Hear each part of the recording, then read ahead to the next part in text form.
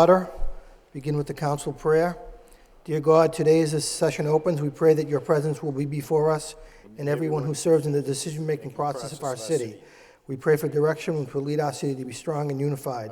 May we continue the legacy of our founders. And may we be granted this day the wisdom to make decisions which will be for the good of our city. We also pray for your special blessing on all those who are working to transform our city and make it a better place to live and work. Amen. Please join me now in honoring America. I pledge allegiance to the flag of the United States of America and to the republic for which it stands, one nation, under God, indivisible, with liberty and justice for all. Roll call. Councilor Caulfield. Here. Councilor Dakota. Here. Councilor Elliott. Here. Councilor Martin. Here. Councilor Mendonça. Here. Councilor Mercia. Here. Mayor Milanazzo. Here. Councilor Murphy. Here. Councilor Broderick. Here. 9 present. Thank you, and good evening once again. The chair recognizes Councilor Bud Caulfield. Thank you very much, Mr. Mayor.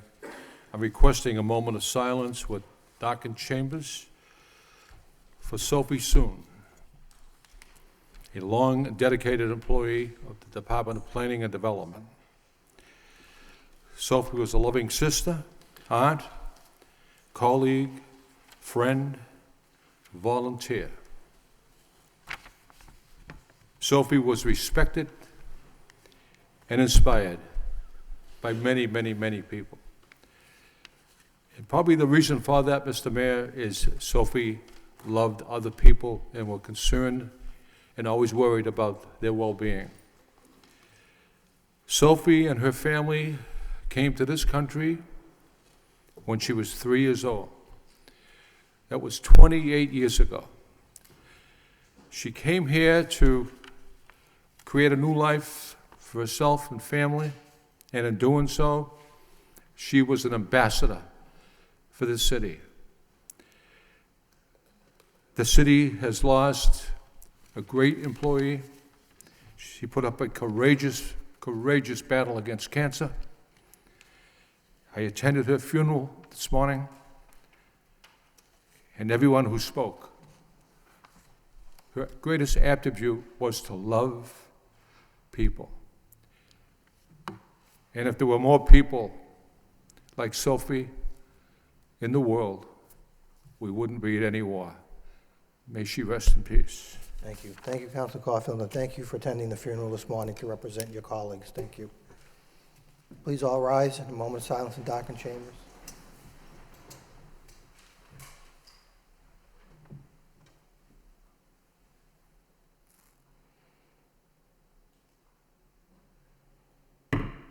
Thank you. May she rest in peace.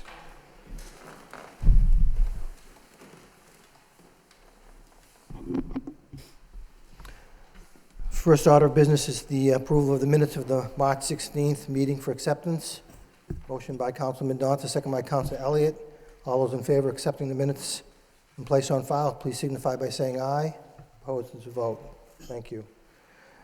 Communications from City Manager, responses to council motions, requests. Do we have anybody that would like to discuss any of the communications? Councilor Mendonça. Just I'd like to thank the manager for giving us the update on the house on Central Street, along with the other 3 properties that Councilor Caulfield had asked about earlier. Thank you. Thank you. Anyone else? Councilor Elliott. Thank you, Mr. Mayor. Mr. Manager, we received a copy of the annual 5-year action plan for block grant funds, and I had a couple of questions. I know it's going to a public hearing on April 1st at the Senior Center, but could I get, there are 2 proposals, one for $325,000 from the Manager's Neighborhood Initiative. I was wondering if you could explain, or at least get a proposal on what that is and exactly what that includes. And the other one was a Hamilton Canal, $280,000, what that was for. And again, I know there's a hearing on April 1st, which is a procedure on the community development block grant funds, but I don't know, either tonight, you're probably not prepared tonight, so maybe if I could get a copy of those proposals. I'm just curious, what that is for, and If I could ask one more request, how many proposals that we did receive in total this year? I'm sure they continue to grow. Thank you. I don't have the exact number that we received, perhaps Mr. Bakey does off the top of his head, no? But we can get that for you. That's fine. I didn't expect him to have. That's all right. I will tell you that and we'll get this in more detail for you, but if you'd like, but the Neighborhood Initiative Program, as you may recall, last year we kicked off in the Centerville area with a dedication, I believe, of $400,000 that we were able to allocate last year for this effort to do a variety of projects in the Centerville neighborhood related to economic development, the reconstruction of a park in the Centerville neighborhood, some street paving. It's really tied in with other resources that we're able to allocate into that neighborhood to assist with a shot in the arm to turn that neighborhood around, a targeted shot, if you will, to do that. This year, we intend to move into another neighborhood to have a similar type of effort. We're still in the process of programming that money, exactly what we have in mind. I will tell you that it does include some park improvements in Clemente Park is the anticipation. Also, some economic development initiatives in that area, helping the small businesses that are in the the neighborhoods that we're talking about. Right now, it appears it's going to be the Lower Highlands neighborhood, but we're still working through some of the details on that. As for the $280,000, Adam, do you have that for the Hamilton Canal? Sure. There's actually two purposes to that money, and essentially they both ultimately come down to leveraging nearly $4 million in state and federal grant funds that are coming into the city but require some match. Collectively, that pot of money that includes both the outside grants and then the block grant funds will be used for infrastructure improvements around the Hamilton Canal District, including the connection between the Gallagher Transportation Terminal and the district, as well as significant improvements to the Jackson Street corridor from Central Street all the way to where the new trial court building will be built. A portion of the funding will also be used to pay for one of the employees in the city engineer's office to act as resident engineer for the oversight of those construction projects to make sure that the city is getting its proper value and proper construction quality from those contractors. Thank you. Thank you. Councilor Mendonça? Just looking over the report on the overtime, it seems that the city's going in the right direction in that, and I was just wondering if, through the mayor, if the manager would like to comment on any of it as far as direction goes. Well, I think, thank you, Councilor, for bringing attention to that report. Councilor Elliott, I believe, had asked for a report on overtime by department, and the auditor has supplied that, but this is something that we track on a regular basis, and Mr. Moses provided a good analysis and a number of graphs that show that, as you point out, that the actual, we are spending below budget in each one of the various categories, and in each one of the departments. Also, to be noted that we're actually decreasing on an annual basis each year that which we budget, but also that which we, likewise, that which we spend. So the controls we're putting in place within the departments, and the department heads are really, stepping up to the plate and holding the line on overtime in almost every case. And obviously, that's a positive for us. So we're very pleased with that. I think part of it is too that we've given the way we budget now gives us more control, or it gives the department heads more authority and more ability to manage their actual budgets, rather than having the departments working on and this actually ties back to something that Councilor Martin brought up last week with the Department of Revenue recommendations to us back in 2007, that we put in a budget format in place that really gives the managers of the departments more authority within their budgets to determine how the money should be allocated. It isn't tied necessarily to a multitude of controlled line items, but instead there's categories of spending, personnel costs and expenses. That flexibility allows them to manage more effectively, which allows us to reduce the amount of actual budget that we give each year to certain categories, because managers understand, the department heads understand, that they have the ability to manage their departments by utilizing resources in the most effective way. So it has been, as you point out, we have been able to decrease the budget, and we've also been able to reduce the actual spending within those budgets. So I was pleased to see that direction, and I guess to your point, now you don't need to pad many items. A smaller padding in one will be enough to sustain the department. Exactly. All right, thank you for the report, appreciate it. Thank you. Thank you. Councilor Elliott? I agree, Mr. Manager. Thank you for the report, Mr. Moses. And as the manager did indicate, just in a shorter time, we literally have cut overtime very close to half. 07, it was 2.7 million. This year, it's 1.9.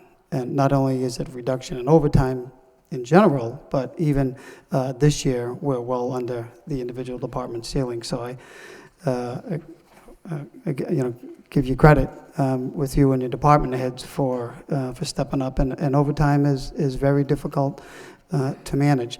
I did notice in wastewater that, and I'm sure it's with the floods and unexpected circumstances, that they are pretty much even or a little bit higher. Would that be the case? I mean, I'm thinking of the floods of 07 and even just last weekend or other weekends. Overtime's tough to manage in those departments. There's actually two reasons for that. The flooding is one, and wastewater employees have to go out and work in the streets on the weekends and nights during those issues. But secondly, there have been plant failures over the last couple of years, which is why we appropriated so much money to upgrade the plants. In particular, those screw pumps, the big pumps the 4 screw pumps that take the effluent from the transmission pipes into the plant. We've had problems with those and are replacing those, and we are replacing 2 of those. Are we not in the latest bond authorization? Right. Okay. Okay, thank you, and really, job well done. These costs have always been a trouble in our budget, so thank you, Mayor. Thank you. Councilor Dakota, then Councilor Caulfield. Thank you. I think it's going to be a love fest here, because I want to also thank you for many of the reports. I'm surprised how quickly you get some of these back to us, but specifically this one on the boards and commissions detailing the procedures. To the residents of Lowell, if you get a chance to look at this online, there are a lot of opportunities to get involved. And the city does put out a press release. The information is often listed in the Sun. And I also want to mention that here it's referenced on the annual action plan and 5-year consolidated plan. There are other methods besides boards and committees to get involved. The Citizens Advisory Committee helps with this program, so if you're interested in getting involved in the city, please do so. There's a great need, and thank you for getting that information. Thank you, Council. Thank you, Councilor. Councilor Caulfield? Thank you, Mr. Mayor. I also looked at the report, the overtime report, and it's right in the clinch of how we do business. But there are other departments, Mr. Manager, you know as well as I do, and Mr. Moses, it's unpredictable. Right. The DPW, Parks and Recreation, during snowstorms, no one can forecast that. The flood we had in 2006, or the flood we had last weekend. You have personnel out there working all kinds of hours, so those are things you have no control over. And this overtime is going to escalate one year and go down the next year. So those are the things that we don't have no control over. Thank you. Councilor Broderick? Thank you, Mr. Mayor. Through you, Mr. Mayor, to the manager, we have a report, or a copy of a report from the Solid Waste and Recycling Advisory Committee to you regarding Councilor Murphy's motion on the solid waste and recycling. His motion was broader than the response here. This deals specifically with an issue that came up last week, regarding the yard waste pickup. This deals exclusively with that, but I think this was going to be referred to the subcommittee? Right, I think I mentioned in my summary memo that I would recommend that this be referred to a joint environmental subcommittee and finance subcommittee because it has certainly an impact on the solid waste program, but it also has an impact financially. It's a budget issue. So I think a joint meeting of those two bodies makes sense. And I guess my question then is, you're going to have other issues, I assume that are there going to be other issues in addition to this that as far as when are you going to be ready for that? When will you be prepared for In terms of the budget? Yeah, the meeting, to have a joint meeting? Oh, I think I'd be ready whenever the two committees could meet. Okay, I just wanted to throw that out there. I guess I don't know if we need a motion. I don't know if this went to the individual subcommittee, but I'd make a motion to send it to the refer to Meeting of the Environmental and Finance Subcommittee. Correct. Motion by Councilor Broderick, second by Councilor Mendonça. Any discussion on the motion? Councilor Caulfield? Thank you, Mr. Mayor. I imagine this will be discussed at both the subcommittee meetings, and I imagine there'll be quite an attendance, because I received numerous phone calls. Matter of fact, there's an email, Mr. Mayor, you received, people from across the entire city. It's a service we provide. We provided it. It's part of the overall trash disposal program. And there are some who say, well, the $125 a year that residents are paying, it's not really paying for that. What are their taxes paying for? That's part of the service of living in an urban city, an urban setting. And I'll tell you, if you want to venture on this road, good luck to you, because you won't believe how many people in this city are totally irate over this. Thank you. Councilor Murphy, then Councilor Mercia. Thank you, Mr. Mayor. Through you to the city manager, I did have a question about, one resident raised a good point, and that is, if any of these changes were made, what exactly the adjustments would be through Allied Waste? In other words, even though the report seems to assume that we have a flat rate on a weekly basis, that may not be the case, and so for the subcommittee meeting that we have some more information in terms of how the funding would actually change in that way, the billing. Right. And I think that, Council, that's a good point, and it is something that we are working on now, and I would expect to have that in time for the meeting with the subcommittee, which I expect would take place a week or two from now. So we're working on that as we speak. Sure. Thank you. Thank you. Councilor Mercia? Thank you, Mr. Mayor. I know that there'll be adequate discussion on this issue when the subcommittee jointly meets, but I just want to say that I received a large number of calls from my constituents that said, gee, the fee was raised to the point where we're going to be now getting less service, to the fact where you know that when we have yard waste, we put it out on a trash day. For example, I would put it out on a Tuesday, and I did bring up the fact about what I heard at neighborhood groups that every other week perhaps, and I just didn't say that I supported it, I just said this was an option that I heard in an effort to save money. And I did that for a reason, because it was like a trial balloon to see what people would think about that. And they're really adamant in their belief that they're paying more to get less service. And when I say that, they brought up the fact that trash day would be on Tuesday, let's say, and you put out your yard waste. If they're so inundated with backup, because let's say it's a good day like it was, and it's time for the pickup to take place in April or whatever, May, next thing you know, they're so far behind that instead of them picking up that yard waste the same day as trash day, they're so behind that it's now Wednesday, Thursday, Friday. What will happen if this is every other week? So they were mentioning many different avenues, and we put out a call and a plea to our residents to please keep your property neat. And in an effort to do that, we're now gonna penalize you. I don't know, these are the feedback that I got from many, many, many people.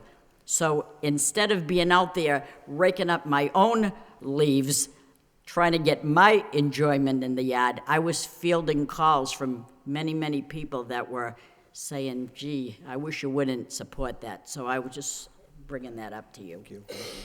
We have a motion on the floor that's been seconded to refer the report to a joint meeting of the Environmental and Finance Subcommittee. Any further discussion? All those in favor of referring it signify by saying aye. Opposed, it's a vote. Any other items under manager's communication? Hearing none, motion by Councilor Broderick, seconded by Councilor Murphy. I'm sorry? Yeah, no, Okay. I just had one more. Oh, you did? Yeah. Okay, Councilor Murphy. Thank you.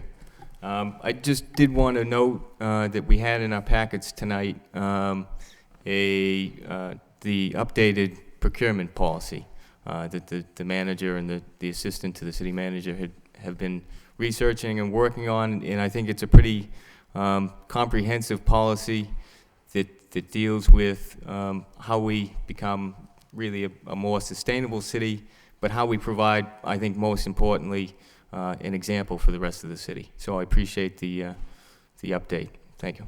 Thank you. Anything else? Again, motion by Councilor Broderick, seconded by Councilor Murphy to accept the communications and place on file. All those in favor, please signify by saying aye. Opposed, to vote. Under city manager communication requesting approval of out-of-state travel, I believe we have 5 requests for out-of-state travel.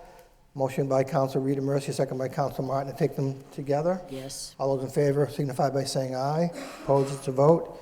What's the wish of the council? Move approval. Move approval by Councilor Mercy, second by Councilor Dakota.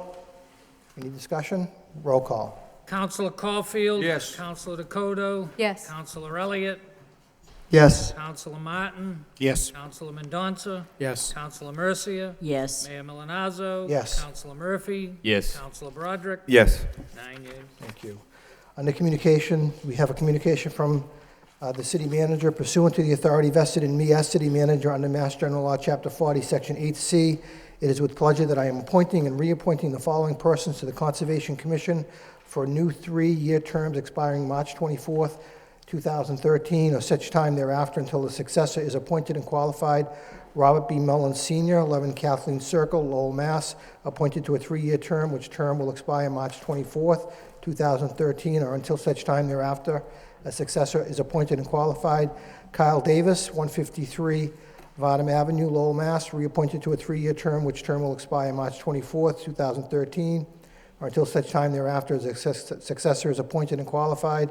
And Chalakupka, 244 Parker Street, Lowell, Mass., reappointed to a 3-year term, which term shall expire March 24, 2013, or until such time thereafter as a successor is appointed and qualified. Since under the above referenced statute, confirmation by the City Council is not required for these appointments, reappointments, this letter is notification of such. I'd be happy to answer any inquiries you may have concerning these appointments, reappointments. I've attached Ms. Mullen's resume for your review. Accept the communication placed on file by Councilor Councilor Broderick, second by Councilor Mendonça. Any discussion? All those in favor, please signify by saying aye. Vote. Thank you. Communication from the city manager. Pursuant to the authority vested in me as city manager under Chapter 75 of the Acts of 1983, Mass General Law, Chapter 40, Section 8J, and the Code of the City of Lowell, Chapter 9, Article 9, Section 9-28, I am appointing the following persons to the Lowell Commission on Disability. Amy Young, 94 Florence Road, Lowell, Mass., appointed to a 3-year term, which term will expire March 24th, 2013, or until such time thereafter as a successor is appointed and qualified. Joseph W. Mellon, 50 Stackpole Street, apartment number 210, Lowell, appointed to a 3-year term, which term will expire March 24th, 2013, or until such time thereafter a successor is appointed and qualified. David Ellingson, 16 Middle Street, Lowell, Mass., appointed to a 3-year term, which term will expire March 24, 2013, or until such time thereafter a successor is appointed or qualified. Under the above referenced ordinance, confirmation by the City Council is required and is hereby requested. I would be happy to answer any inquiry you may have concerning these appointments. I have attached their resumes and all letters of interest for your review. Any discussion? Motion for approval by Councilor Elliott, seconded by Councilor Dakota. Roll call. Counselor Caulfield? Yes. Counselor Dakota? Yes. Counselor Elliott? Yes. Counselor Martin? Yes. Counselor Mendonça? Yes. Counselor Mercia? Yes. Mayor Milonazo? Yes. Counselor Murphy? Yes. Counselor Broderick? Yes. You did.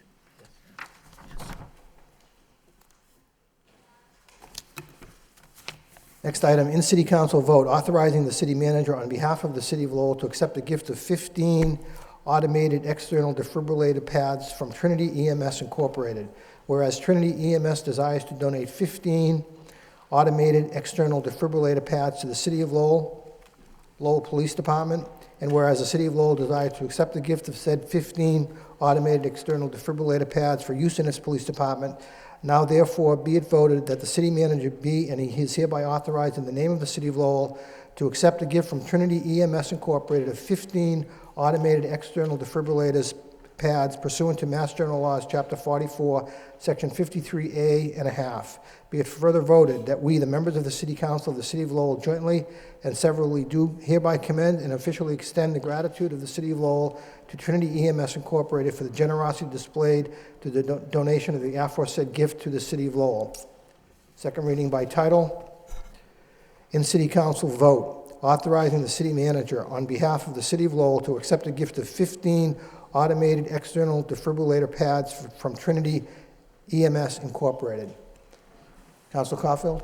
Thank you, Mr. Mayor.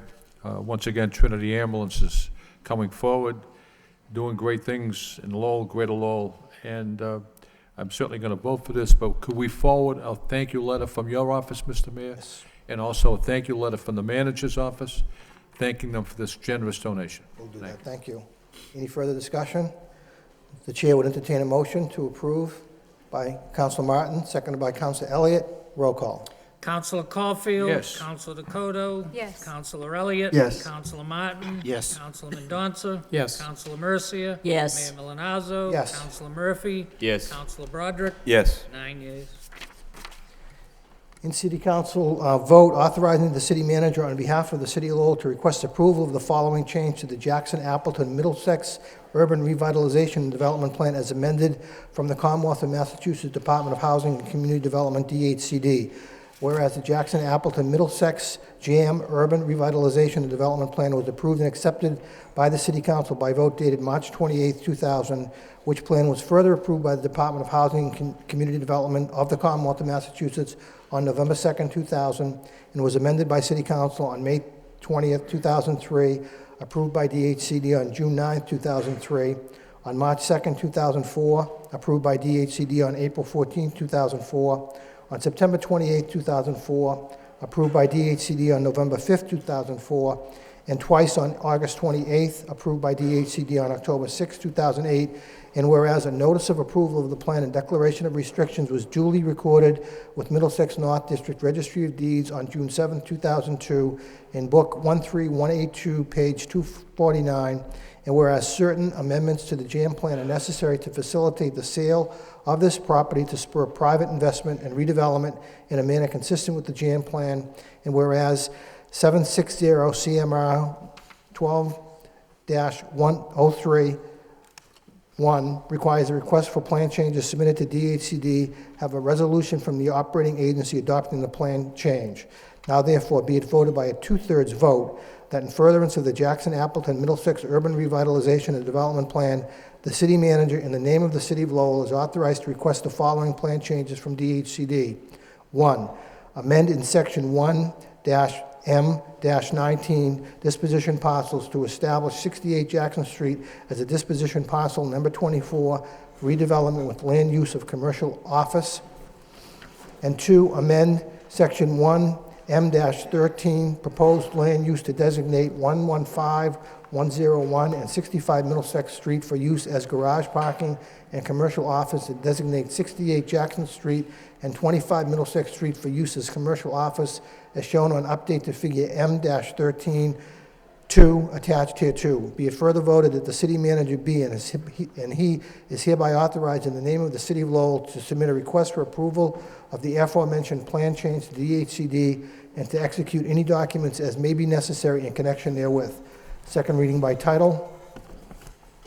In city council vote, authorizing the city manager on behalf of the city of Lowell to request approval of the following change to the Jackson-Appleton Middlesex Urban Revitalization and Development Plan as amended from the Commonwealth of Massachusetts Department of Housing and Community Development. Thank you. Council Mercia. Thank you, Mr. Mayor. Is this property, the garage property that was changed from one description to another? Is that simply what it is? Mr. Bakey? There's two purposes to this change. Both relate to the fact that the parking garage was constructed on a smaller footprint than was originally anticipated in the original JAM plan. The first is basically just a housekeeping change to reflect that smaller footprint. And then the second is to allow the two parcels that the city, one of which the city was allowed to acquire, one that the city did acquire, to be redeveloped in a manner other than a public parking garage, which is what the original plan called for. That's fine. Thank you. Thank you. Any further questions? Oh, move approval. Move approval by Council Mercia, second by Council Broderick.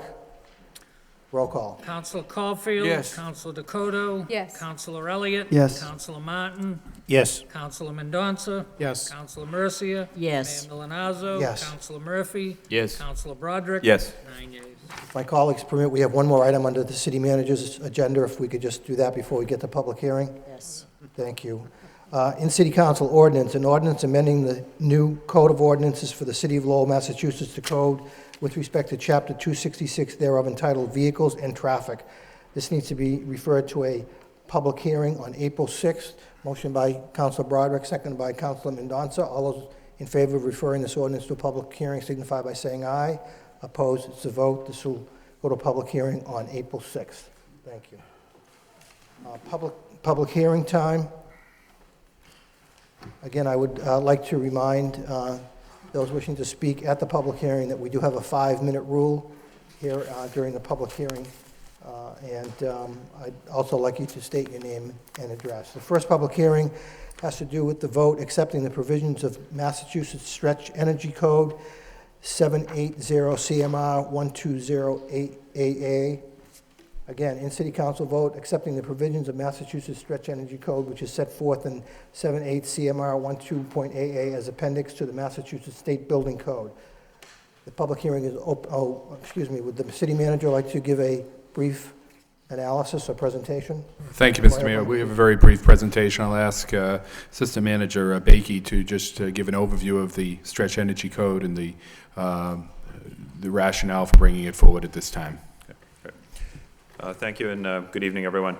The Stretch Energy Code is essentially an appendix to the Massachusetts Building Code that would be adopted and would be in effect locally. It can be adopted by the City Council as the local legislative body that essentially extends a greater energy efficiency standard than the base energy efficiency requirements of the base building code. It would improve the energy efficiency of new construction and substantial rehab buildings by about 20 to 35%.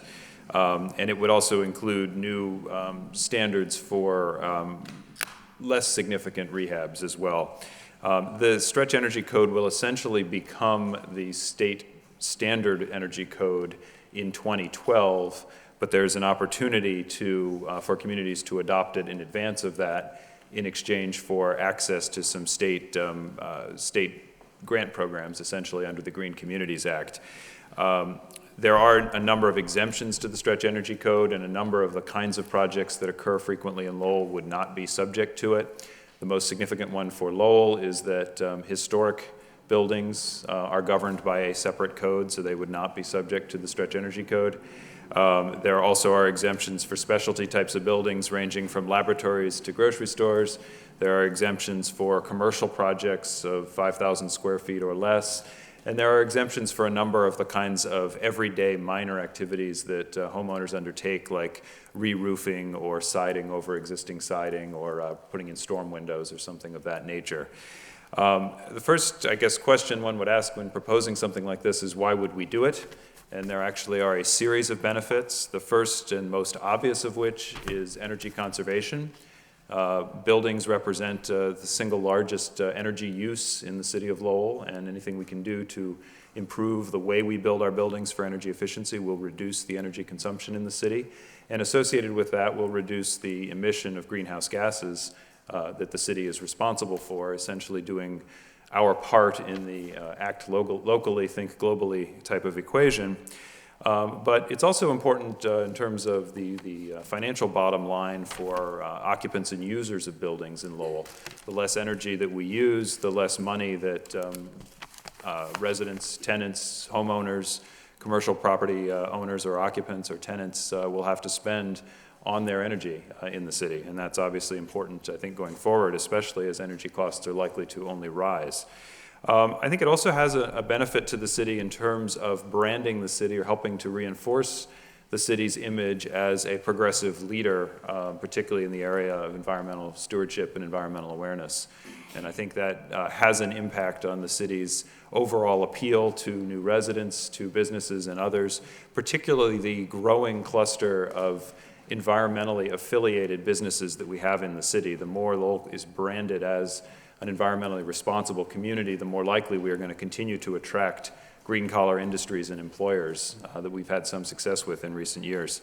And then the final key point for the city is that this is the final component of the 5 threshold criteria for being labeled a green community by the state, which gives us access to significant potential grant funds that we can use both for energy efficiency improvements to municipal buildings, but also to create some incentive programs for people who are then subject to the stretch code doing private projects in the city.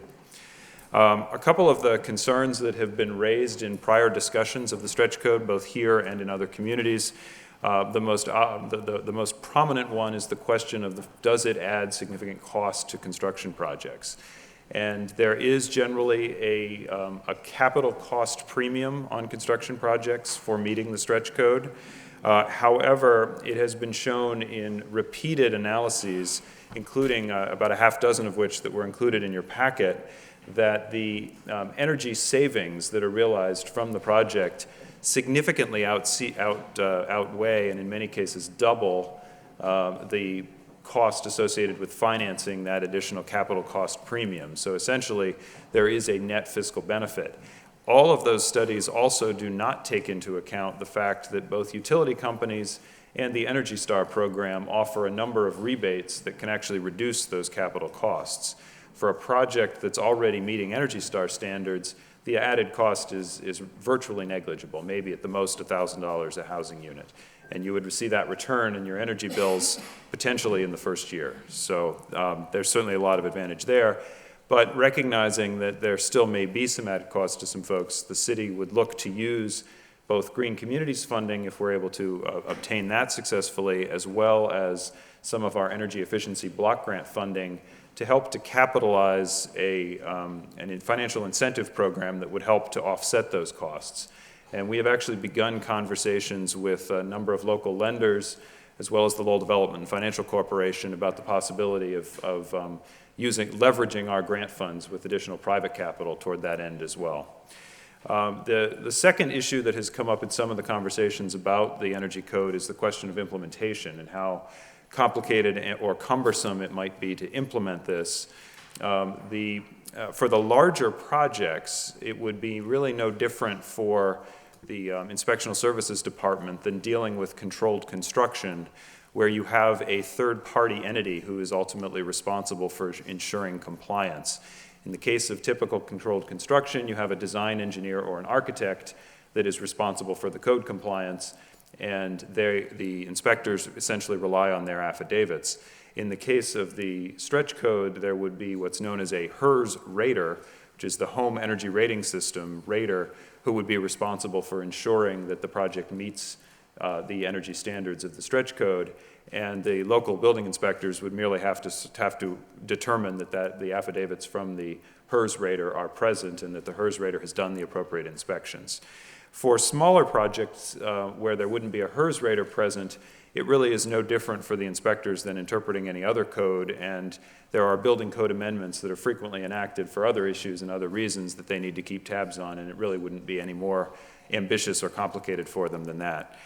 In fact, several members of our Inspectional Services Department have already been attending a number of workshops and trainings on the stretch code for the past 6 months or so in anticipation of getting prepared to deal with it. So we certainly look forward to working with them if the council wishes to adopt this. The other thing that's fairly significant with respect to implementation is that presently the utility companies actually provide a rebate for the cost of the HERS rater itself. So the HERS rater wouldn't necessarily be an added cost to projects if they're able to tap into utility rebates to offset that cost also. I also, when we had a subcommittee meeting on this topic about a month ago, there was some questions asked about which communities have adopted the stretch code. And while I think Lowell will definitely solidify itself as a pioneer in this regard, being one of the first, it is important to note that Newton and Cambridge, which had adopted it at the time of our subcommittee meeting, have now been joined by 4 other communities, including Springfield, which has somewhat similar demographics to the city of Lowell, and Tingsboro, one of our neighbors, as well as a community on the Cape, and the city of Greenfield has also adopted it. We did conduct, at the request of the council, the planning department did conduct a public meeting where we invited neighborhood leaders and those affiliated with the development industry, construction, and design professionals in the community last Thursday evening. It was attended by about 25 individuals, and it was a very healthy discussion of some of the details of the program and how it would work. And the reports I got back from that meeting are that generally there was a fairly broad support, certainly some questions, but a fairly broad support for the program. I'm happy to be here to answer any questions that the council may have as it discusses this issue. And we also have Mark Breslau, who is the state's Director of Transportation and Building Policy for the Executive Office of Energy and Environmental Affairs here. If there are any questions from more of a state perspective about this topic, he's happy to answer questions as well. Thank you. Thank you. Thank you, Mr. Bakey. At this time, I'd like to open up the public hearing for those wishing to speak in favor of the city accepting the provisions of the Massachusetts Stretch Energy Code. Those wishing to speak in favor. Welcome. Thank you, Mr. Mayor. My name is David Logvin. I live on 38 Starboard Street, and I would like to speak in favor of adopting the Mass Energy Stretch Code. My wife Sharon and I recently completed a major energy renovation of our 3-bedroom Pawtucketville home, thanks in large part to the Getting to Zero contest, which was co-sponsored by the City of Lowell National Grid. This was an educational experience. What was most exciting is we took a home that was extremely inefficient, and we were able to transform it to deep energy retrofit classification. We were able to complete this renovation without changing the footprint of the home, taking down any walls, or compromising any of the architectural details that are particular to our home. When we started, our home scored a 117 on the HERS rating system. Our final score, after all renovations were completed, was a 50. In other words, it used 50% less energy than a typical new construction home. In light of tonight's discussion, I would like to briefly share some project details. In any energy project, the process must always focus on the building envelope and insulation. These are areas with great return on investment, and in many cases, much of the work can be completed by the homeowner once a solid plan is detailed and in place. We were assisted here by Mass Saves, who provided a free energy home audit, as well as an advanced energy audit, which was provided by the university's mechanical engineering department. Using the data collected, we were able to focus on reducing air infiltration, thermal leakage, as well as construct a solid plan for increasing insulation. We selected an approved vendor from National Grid's weatherization program, and we were reimbursed 75% of the cost of the weatherization. This meant we insulated our basement ceiling, increased the insulation in the attic, and fixed common areas of leakage around the chimney, attic access, and exhaust vents. Additionally, we replaced our 20-year-old boiler with an efficient unit and increased efficiency of that unit by 20%. Heat loss had been reduced dramatically thanks to the weatherization program. We also utilized our existing sunroom. By using the entire sunroom as a solar hot air panel, installing some ductwork and a thermostat, we were able to use that warmed air and redirect it into living spaces in the home. The UML students confirmed that this renovation actually offset at least 1 month of our winter heating bill. Prior to the renovation, hot water represented a significant portion of our energy bills. We replaced a standalone gas water heater with a solar thermal system and a tankless backup system. The solar thermal system actually provides 70% of our annual hot water bill. To lower our home's demand for electricity, we replaced 100% of our lighting with complex fluorescent lighting. This small change resulted in a 30% reduction in the monthly electric bill. Additionally, all appliances were upgraded to Energy Star standards. The most dramatic change we made to our home was the installation of a solar photovoltaic system. Our home has a great southern exposure and no trees nearby to shade. But before we could install, though, our 91-year-old home needed to be prepped. We contacted a local structural engineer who was happy to work with a small residential project, and he developed a simple plan to reinforce the main girder as well as the roof rafters. We brought our home's roof up to code and accessed the roof from the north side to complete the installation. The system is tied into the grid, so when we generate more electricity than we use, we receive payment or credit from the utility. Since January 26, we have generated at least 1 week more electricity than we have consumed. It's very exciting to see that our home tangibly contributes to reducing CO2 emissions every day in the city. When I speak with friends and neighbors about the project, everyone is excited and interested about the steps they can implement. I think that speaks well of our community, and it means 2 things to me. That our home and the other finalists in the Getting to Zero contest can serve as a model for future programs to be implemented in the city. And 2, the citizens of Lowell want greater energy independence. This can translate into more green jobs, lower utility bills, and decreased reliance on fuel from foreign governments. By supporting Mass Energy Stretch, we help secure Lowell's continued position in the green economy and expand options in securing grants. 6 Massachusetts communities have already adopted this standard. We should join those other leaders in the Commonwealth by supporting this enhanced building code. To me personally, this is how we make certain that the new homes we build in the city don't just come in under their construction budget. They need to meet the needs of the homeowner and business owners' budgets. They need to have a quality building they can afford with energy efficiencies built into every unit so that monthly utilities are as low as possible.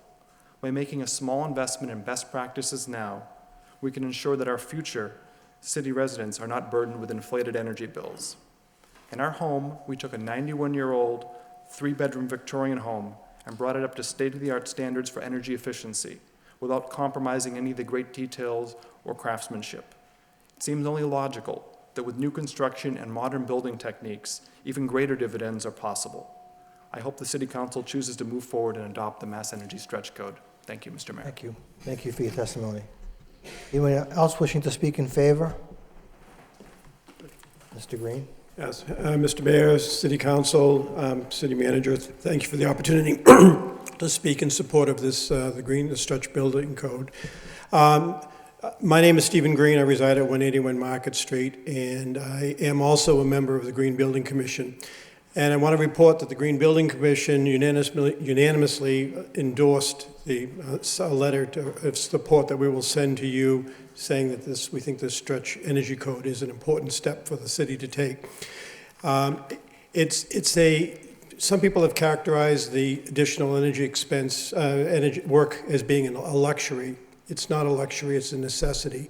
The people who are going to benefit most by this are those people who energy costs, by reducing the amount of energy that they have to spend, is going to be a significant savings for them proportionately.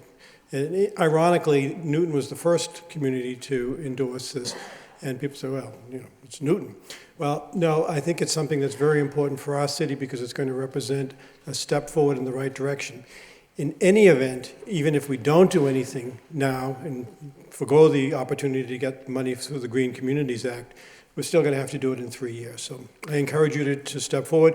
As a personal resident, I wholeheartedly endorse this because I look at my utility bills and know that if the renovation that I moved into 6 years ago had been more energy efficient, all those costs would have been paid for by now with my high energy costs that I spend now. Thank you. Please vote in favor of this. Thank you. In favor? Good evening. Hi, how are you? My name is Jessica Wilson, and I'm the Director of Development at the United Teen Equality Center here in Lowell. I'm also a resident of Lowell. I live at 75 Warwick Street in the Highlands. And I wanted to voice UTEC's support of adopting the stretch code here in Lowell. As many of you probably know, we are the owners of a historic building in downtown Lowell at 34 Hurd Street. And we decided on our own that we were going to take this building that was built in the 1800s, which as you can imagine is not incredibly efficient, and challenge ourselves and try to get certified as a Platinum LEED certified public building, which is the highest efficiency rating that the U.S. Council of Green Buildings gives in this country. So we have been on a journey trying to make that happen, and we found that while we've met our first milestone. We installed this year solar panels on the roof of the building. And we decided this was something we wanted to do as an organization, not because anyone was telling us we had to, but because we as an organization decided that this was the right thing to do for the environment, for the city, and to reflect the values of the young people that we work with. We had focus groups and meetings, and 13, 14, 15-year-olds were saying, we have to do this, we have to be a green building, it's what we really want. We took notice of that, and we decided that was what we were going to do. So I wanted to give some positive news and echo what the gentleman before me said, that this has been an incredible cost savings. While the project was a mighty one to put the solar panels up on the roof, they've been working for less than 2 months now, and we've already produced almost 4,000 kilowatt hours of energy. And in real terms, what that means is we could power the average house for 129 days. So that's pretty amazing. And the gloomy weather we've been having, less than 2 months, has made a big change. So we're going to be able to save 90% of our electricity costs annually by having these solar panels installed. And for us as an organization that we're funded by contracts, grants, and individual donations, the more money that we can put into programs for youth and the less money that we're spending on administrative costs like utility bills is a wonderful thing, because then we can truly do more with less. So I think it would be a great thing for the city. We as an organization, we can show and attest that it's a cost-saving measure. We think that principle that we've seen with the solar panels could translate to any individual home or other business. You want more money to do the things you want to do and less to have to pay the electricity bills and lose heating costs and pay higher heating costs. So, and we think that Lowell does need to be not just a city that has a few green buildings, but a green city. So we're very excited about this, and we support adopting the stretch code. Thank you. Thank you. And thank you to UTEC for all you do in our community. Thank you. Mr. Goldman. Mr. Mayor, members of the Lowell City Council, Mr. Manager, staff, ladies and gentlemen, my name is Mark Goldman, 58 Oakland Street, Lowell, Mass., and wish to be recorded in favor of this. I attended the public information session last Thursday, and it was very informative. This is a good code to be established in the city, and we are going to be a green city. Thank you very much. Thank you. Anyone else wishing to speak in favor? In favor? In favor? Hearing none, that portion of the public hearing is closed and is open to those wishing to speak in opposition. In opposition? In opposition? Hearing none, that portion of the public hearing is closed. What's the wish of the council? Mr. Mayor? Councilor Caulfield? Thank you. I just want to ask, Adam, I'm going to support this. I just want to ask Adam Bakey just one question. Adam, if a contractor, do they get tax credits for this program? It's not so much about tax credits, but they would have access to a number of different types of rebate programs that could help offset some of their I just want to make sure if a contractor is building homes or condominiums, that the new owners of these buildings are going to be let it be known that there are savings, and those savings should also be part of the selling price of the building. Okay. Thank you. I'd just like to notify my colleagues and the audience that this actually gets referred to the city clerk's office for 1 week, and we'll actually be voting next Tuesday. Councilor Broderick? Thank you, Mr. Mayor. I'm going to support this. I think it's a no-brainer. I think we're looking at, it's going to be implemented in 3 years, regardless of what we do tonight, we have an opportunity to be on the forefront and be one of the leaders in the state, and potentially get some money, some grant money on top of it. So I think, hopefully, any questions that homeowners have, my concern is, we had a subcommittee meeting on this, is that there are going to be changes, and it may be confusing for some people, homeowners in particular. That's maybe some of this grant money can be put aside for some type of either seminar, I hate to use the word seminars because people may not know about them, but some type of assistance to our residents who may need help if they're doing a home renovation. You know, that they can use some help in terms of finding out with the rebates and different things that can bring down the cost, the initial cost of this, so they recoup their money more quickly. But I think this is a great idea. Get on board early, potentially pick up some money, but also it's what we have to do. The old way of doing business doesn't make sense anymore. There was a time when our code probably didn't require insulation, but we moved past that, and I think this is the next step up. And you know, I'm sure that in 5 years there'll be some other changes that may be beneficial as well. So thank the people for coming out tonight that spoke and shared their own personal and business experience, and I'm going to support it. Thank you. Thank you, Councilor. Councilor Mercia? Thank you, Mr. Mayor. I did have concerns in the beginning, and I think that Adam Bakey actually answered the concern that I had, which was I saw the new code provision, and I said, ooh, probably going to add another burden financially to the building requirements, and that would get passed on to the homeowner. But when you stop and analyze this and hear the explanation, you soon know that maybe there is an added cost, but in the long run, the benefits far outweigh the cost with the rebate and things like that. So it was wonderful to have the people come down and express their opinion and be so excited about how they're saving money. And I really wish the city could probably take heed as to what these wonderful people were talking about and get some cellular things on our roof so that maybe in the winter on those bitter cold days we might have some heat in this very room. But other than that, I thought that was a wonderful suggestion, and I'm looking forward to supporting it too. Thank you. Thank you. Councilor Mendonça? Yeah, it was very good to hear real-life examples of people who saved by moving forward in green construction. There could be additional costs, but as many have pointed out, there's also going to be savings that go on for many years after the work is done that should offset that. And it moves us towards our recognition as being a green community, and again opens up funds for both the municipal government, but also for residents of the city to use in these projects. And as was stated, it's going to become the law of the state in 2 years anyway. We're just getting a head start, and that gives a head start to our contractors as well. So I think it's a great idea to move forward with. Great. Thank you. Anyone else? Councilor Murphy? Thank you, Mr. Mayor.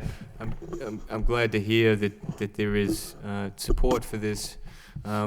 What I think is a very important step in our work as a city towards greater sustainability. We've made great progress already on the first 4 criteria in becoming a green community as a state designation, and I think that this puts us on a road to become a green community more, not just in name but in practice as well. And so I appreciate the support that there is for this measure, and I think it's again an important step towards really coming to an understanding of how we ought to be growing and balancing that with the needs of future generations. So I appreciate it. Thank you. Thank you. Anyone else? Councilor Elliott? Thank you, Mr. Mayor. I did attend the subcommittee meeting when this first came before us. And I also took the opportunity to go to the workshop, the public information meeting last Thursday, because I had serious reservations, and I still have some concerns with with the costs associated with this. But what I did learn is it is going to take effect in 2012 with a one-year implementation. So it's essentially 3 years before it does take effect. And there are some very positive attributes to the stretch code. But my concern was, well, we don't have a lot of 3,000 square foot homes that we build in the city, nor do I think we will. And that essentially is one of the primary targets of the residential. My concern was, what impact is this going to have on economic development from the commercial side? And I did learn that many, if not most, commercial developments are implementing and increasing their Hertz rating to less than 70 for commercial buildings. It was a very informative information session. A lot of my questions were answered. Some of them were not, and the consultant didn't have answers. There will be an additional cost, not only in the construction of it, but my concern is, and there's still a fair amount of uncertainty when it comes to this Hertz rater, which is a home energy rating system. It's actually essentially another inspector. And I questioned the individual giving the presentation, and the code, the cost, depending upon what the rating, what the homeowner or contractor is trying to achieve, will fluctuate anywhere from $750 to $1,250.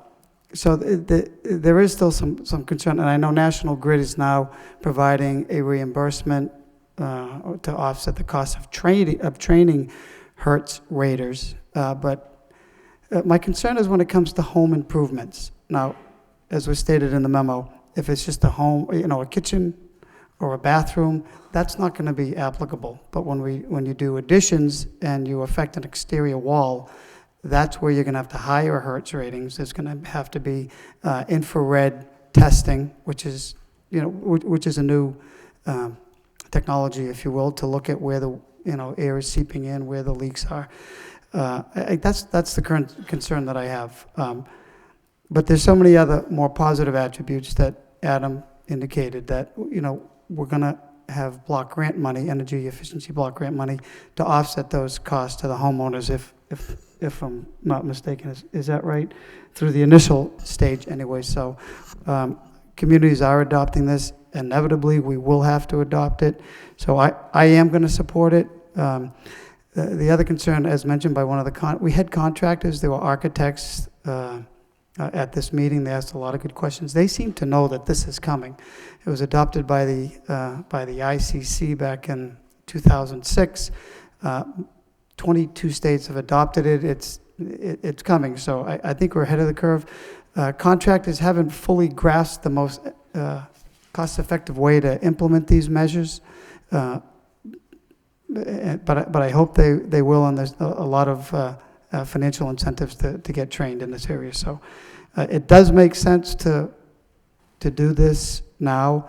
I hope there'll be some more information centers for contractors, or maybe smaller companies, smaller businesses that have home improvement businesses that specifically do these things, because I hope they won't be shocked. I think we do a lot of those. It'd be interesting to find out how many permits are pulled just for home improvements. But there will be some cost, but there's money available now, and it still will give us the opportunity to go after the green community money.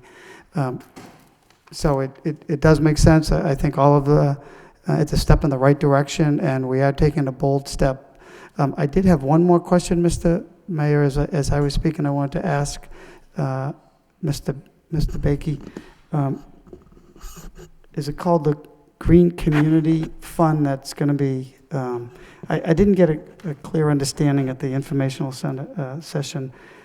The revenue coming into this fund that we will be eligible for, Green Communities Fund, the consultant indicated it was from a cap and trade system just in this state alone. Could you explain a little bit more where that revenue is coming from? I actually may defer to my colleague from the state about the source of okay. that revenue. That's actually something the state probably has a better handle on than I do.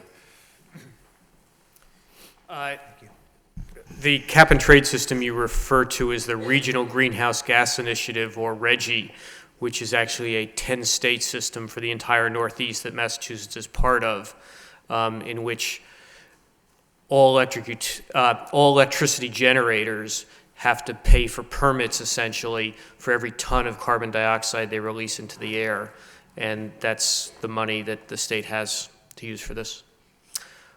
If you'd permit me, there was also one other point that I'd like to clarify, which is about renovations or additions.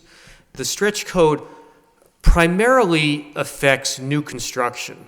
For renovations and additions, there are provisions, but they're actually much smaller. It will have very little effect on renovations and additions.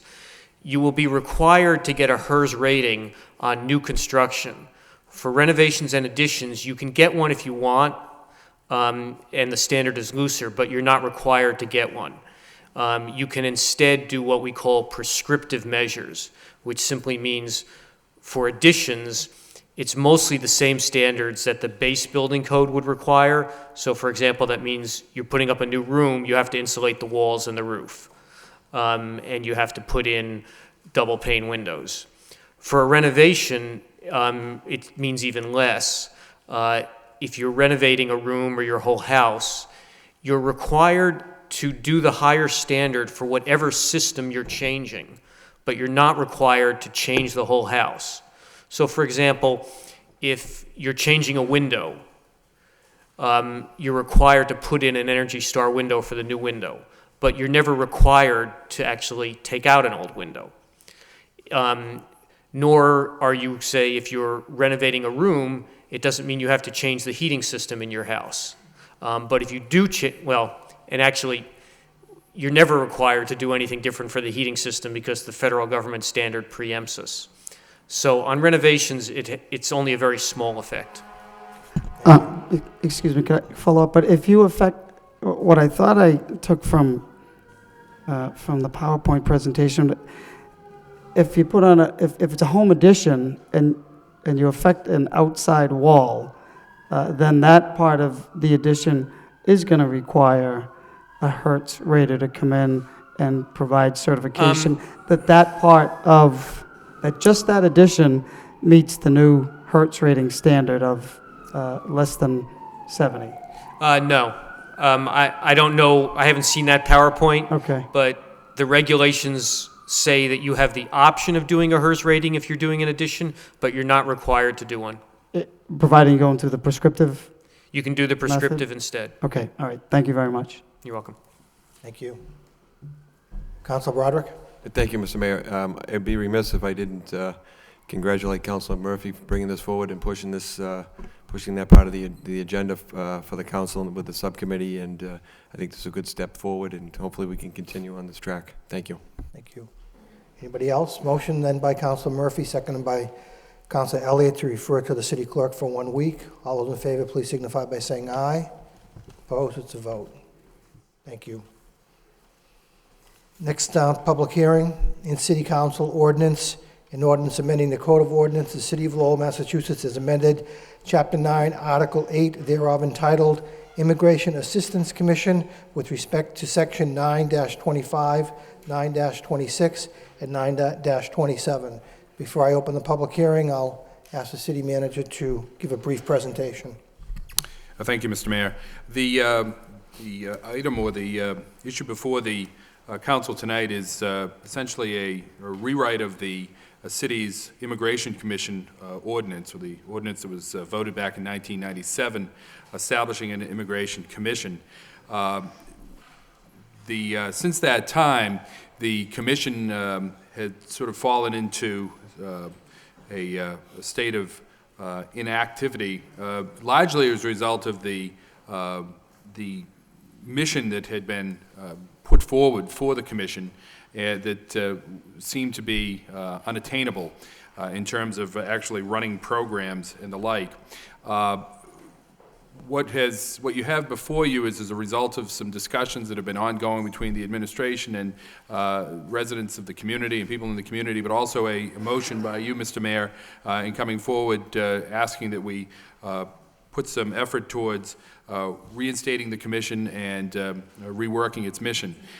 Essentially what we've done here is we've made the commission an Immigration Assistance Commission with 9 members. The membership itself has been designed to be more representative of the diversity of the city in terms of the various immigrant groups that we do have here in the city. So we would, within the 9 appointed positions, we'd have 2 from the business community, 2 from organizations that serve diverse populations and whose representatives have experience working with immigrants and refugees, and 5 from the various diverse immigrant groups that we do have in the city. There would also be 3 members that would be ex officio of the city manager or a designee, the mayor or a designee, a member of the city council or designee, and a member of the school committee or designee. So that'd be 4, actually. So it would be a 13-member commission. The members would serve for 3 years in staggered terms. But I think what's significant is that the powers and duties would be focused upon making the commission really an advocacy and advisory group to the administration and to the city council, and really work to, as stated in the ordinance, first to promote the economic, civic, and social integration of newcomers, immigrants, and refugees into the American society, while at the same time increasing public understanding and appreciation of the contribution of immigrants and awareness of Lowell's immigrant history. And I think clearly Lowell has always been a city of immigrants, and we value that. We really pride ourselves and really consider that to be one of the hallmarks of the city throughout its history. Secondly, to advise the City Council and City Administration on issues affecting Lowell's immigrant and refugee population, providing guidance in the formulation of policies, partnerships, and programs that are designed to meet the problems and provide services to newcomers of the city. Again, I think it's significant that we do have such a large immigrant population here in the city, and while we've always embraced that diversity, I think that there are oftentimes roadblocks along the way for these population groups in terms of assimilating into the culture, and us as a community always understanding the needs of the immigrant population. Along those same lines, 3, encouraging understanding between Lowell's varied immigrant groups, newly arrived and established, and larger Lowell community, which I think I've spoke to, and act as a clearinghouse in respect to aiding and assisting or whatever way feasible, any immigrant resident of the city of Lowell. I think that, again, it's really a part of Lowell's tradition, it's part of Lowell's history to reach out and recognize the contributions of the immigrant populations that we have here in the city throughout its history. And we feel that this ordinance, this reinstatement or reinstitution of an active Immigration Assistance Commission will be very helpful to us in building the sense of community here in the city and having us respond to the needs of the immigrant populations and really work with the immigrant populations in becoming more of the part of the overall Lowell community. So that's it in summary form, and I'd be happy to answer any questions that people may have regarding the matter. Thank you, Mr. Manager. What I'd like to do now is open the public hearing for those wishing to speak in favor of the ordinance to create the Immigration Assistance Commission. Those wishing to speak in favor. Mr. Mayor, members of the Lowell City Council, Mr. Manager, ladies and gentlemen, my name is Mark Goldman, 58 Oakland Street, Lowell, Mass. And wish to be recorded in favor of this. In today's USA Today, in the across the country USA section, there is a snapshot of every state. And for Massachusetts, it's Lowell. And it just says that the councilors are set to vote today on a proposal to establish an appointed immigration commission that will advocate on behalf of immigrants and refugees. The commission would promote the social integration of immigrants and advise the council on immigration issues. And for it to be in a national newspaper shows how important this issue is and how important a commission like this is. My grandparents, who I never met, they all died before I was born. My father's parents, my mother's parents, all came from what was then Tsarist Russia in the early 1900s, 1902, 1903. And having served on the Cambodian Mutual Assistance Association Board of Directors for 4 years, from 1999 to 2003, having attended the various ethnic festivals And we have approximately about 80 to 90 ethnic groups in this city from all over the world, from Europe, from Asia, the Middle East, from Africa, from Latin America. It is important that this type of a commission be instituted and with more advocacy.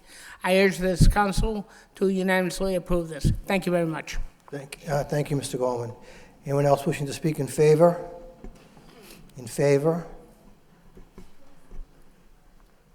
Good evening.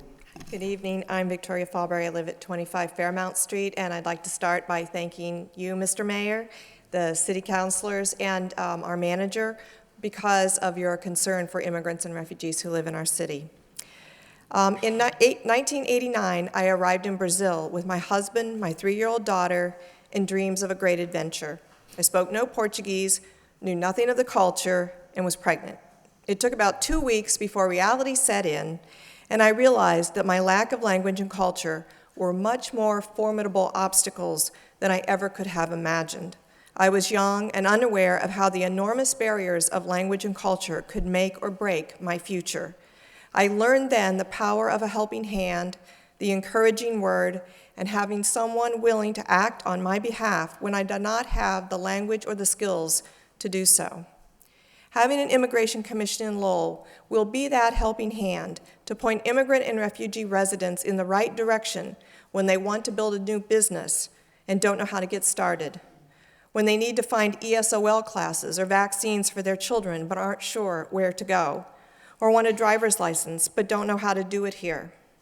It's a helping hand to newcomers who want to have a rally but don't know how to get a permit, or the helping hand directing young mothers to Head Start or the WIC program, or directing women in crisis to rape counseling or domestic violence shelters, or many other services that we have in the city but are underused by newcomers who are often unaware of their existence. But the Immigration Commission in Lowell is also about helping immigrant and refugee residents understand the importance of their involvement in the mainstream community through civic engagement, school involvement, participating on city commissions, and truly integrating into the fabric of our community. At the same time, it's about bringing greater awareness into the mainstream of the issues and concerns that touch the lives of our newest neighbors. I believe that the Immigration Commission in Lowell can be a source of strength for newcomers and of enormous assistance to our local government and others as a means to reach new residents in our city. Commissioners will play a vital role in building relationships and promoting integration, and through their work, we will have a stronger community. I strongly urge all city councilors and our mayor to vote yes for this important commission. Thank you very much. Thank you.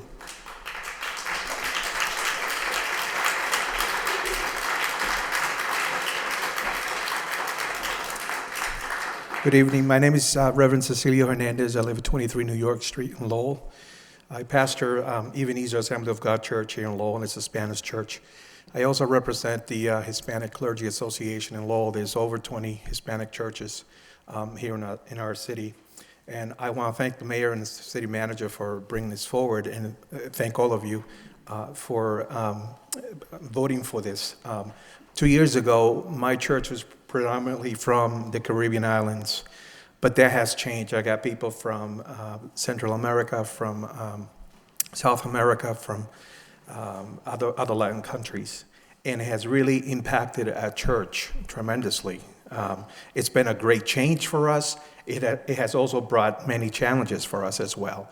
And I think that I have many wonderful people in our churches, and other pastors have many wonderful congregants in their churches that come from other countries that really want to get immersed into the culture of our city and really want to work for the betterment of our city. And I think that this commission is opening the door for that. So I hope that you all will vote for this. Thank you. Thank you.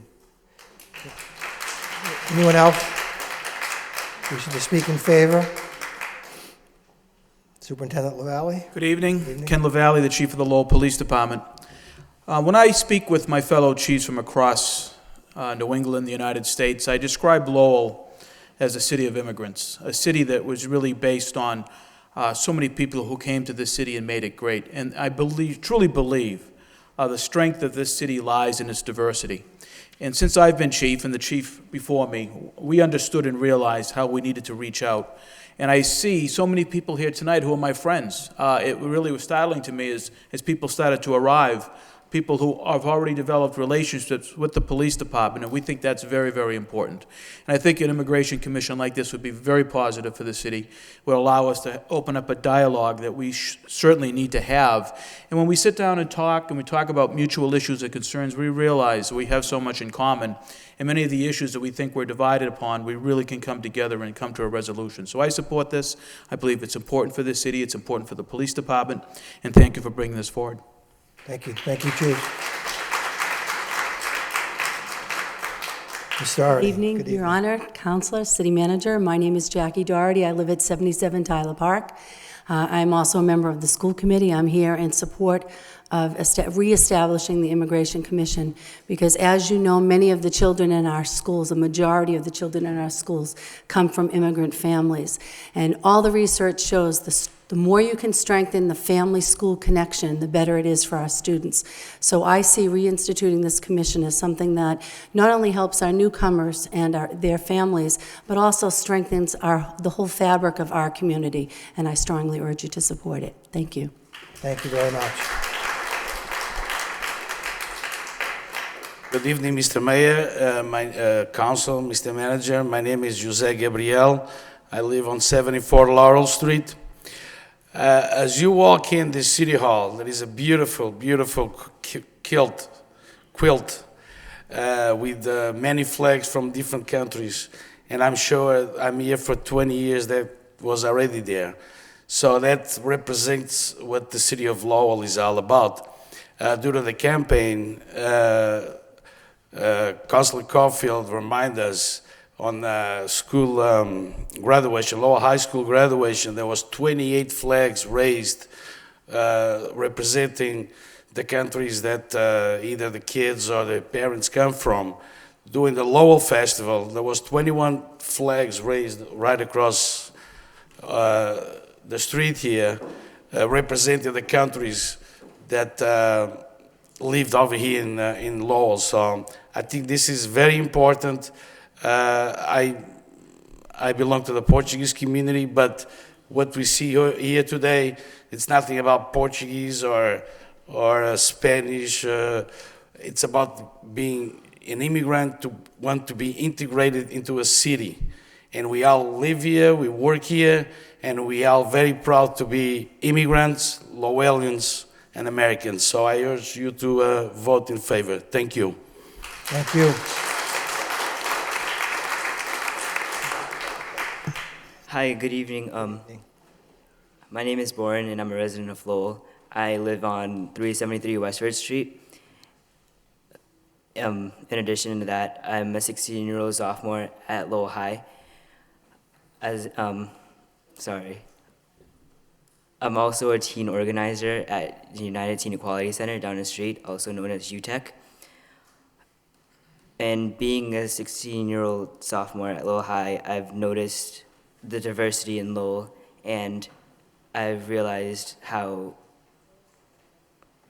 much of a good value it is for all of us to work together, and how much of a big impact there is and there could be. Being a second-generation immigrant, I've realized, and I've seen my parents go through things and given up things and sacrificed for us to have a good living and just have a good life. I'm actually one of 5 children, and it's not all that hard. I mean, it's not all that easy to live. And I strongly support the commission. So I strongly urge you guys, the council and the mayor to vote yes. Yeah. And P.S. I was if you guys recall the candidates forum from October, I was a duck. Just saying. Okay. Thank you. Good, nice job. Thank you very much. Thank you.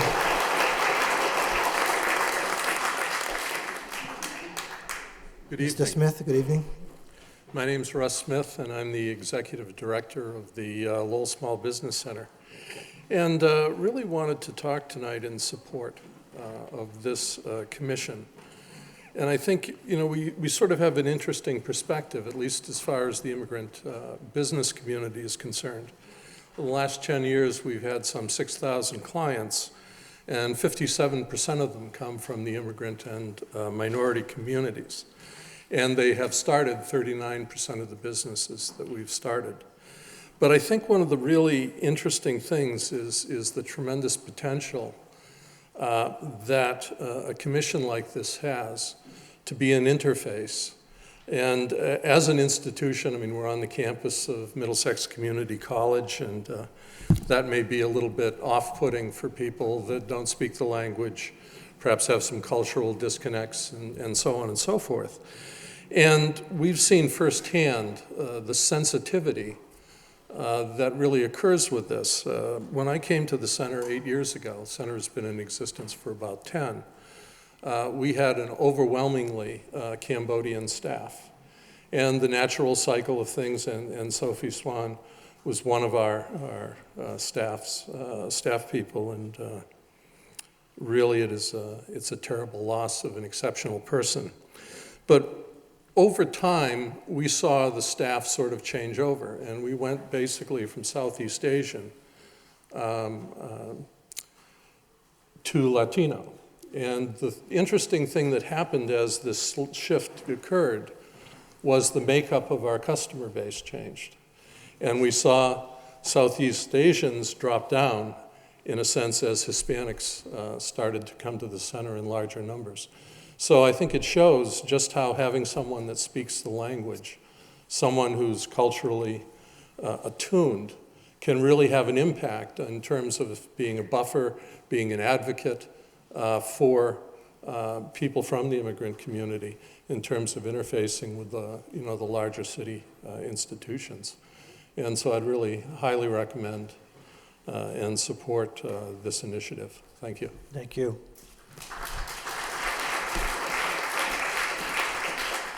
Good evening.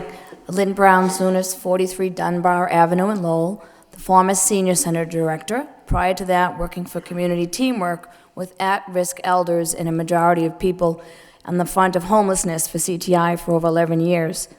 And in the past 20 years, working with elders, I've always advocated for the elders at risk, including all different populations in Lowell.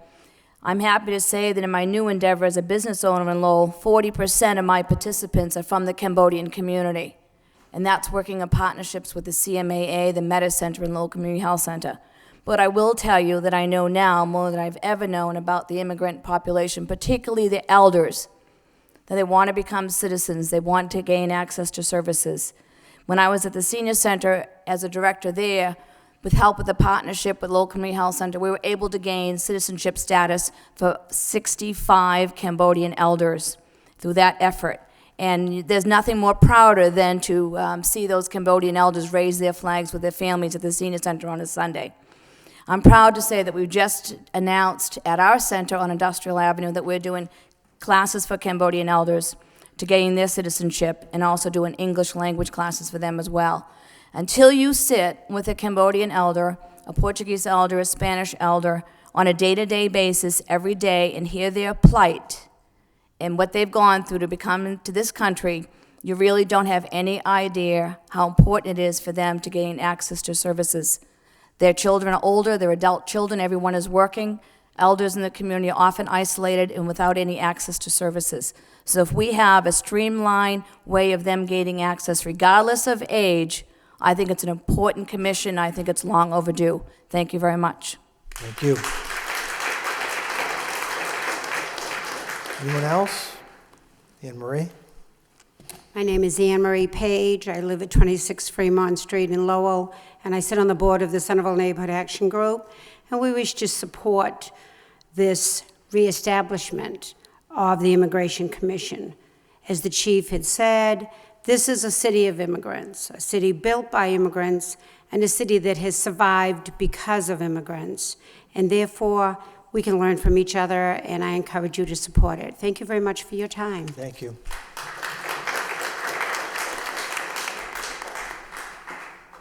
Good evening. Thank you, Mr. Mayor, City Councilors, Manager Lynch, and for inviting the public to speak tonight.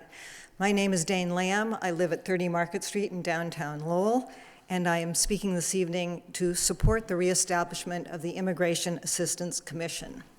The Economist magazine, which I'm carrying as a prop, tags immigration a Ponzi scheme that works, stating that the greatest strength of America is the fact that people want to live here. We should be proud in Lowell that people from many places of birth want to live in Lowell. As the Economist article of December 19, 2009 said, migration matters. A country's economic prospects depend in large measure on whether it is a place where people want to be. Immigration keeps America young, strong, and growing. This is not to say that immigration is easy, either for the in-migrants or the established residents. Immigration presents strains and challenges to each, and some of those have been alluded to. To realize the benefits the Economist so applauds takes a degree of commitment from both and a bridge. The Immigration Assistance Commission is a significant piece of that bridge here in Lowell. I believe that this commission will facilitate and expedite the civic integration of individuals and families new to Lowell and often to the United States. The commission will be able to address specific concerns and challenges facing new arrivals as they seek to participate in the benefits, knowledge, and responsibilities of civic life, and equally will inform the established community on what is effective and necessary in the ongoing process of integrating new arrivals. Successful integration of new arrivals is not just for their benefit, but to the benefit of all of us, as so many before me have said, the entire community. So I urge the City Council to vote this evening to reestablish the Immigration Assistance Commission. And if anyone wants a copy, I do have a copy of the article, A Ponzi Scheme That Works. Thank you very much. Thank you.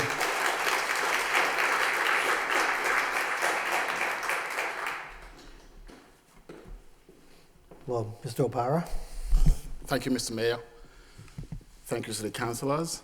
And thank you, Bonnie, City Manager. My name is Ben O'Para, and I am here to speak in support of the re-establishment of this Immigration Commission. I think the city has a tremendous opportunity here to be able to tap into the resources that are available to it. And the opportunity that is being created here now will be magnificent for us all to utilize. But just simple genetics tell us that the product or the offspring of very diverse contributing parents are not just only healthier, but they are also more beautiful and more attractive to look at. So it is for us to be able to tap into this opportunity that there is now in this city to make this city grow and be strong and be ready for the 21st century. So I urge all of you to vote in support of the reestablishment of this commission. Thank you, folks. Thank you.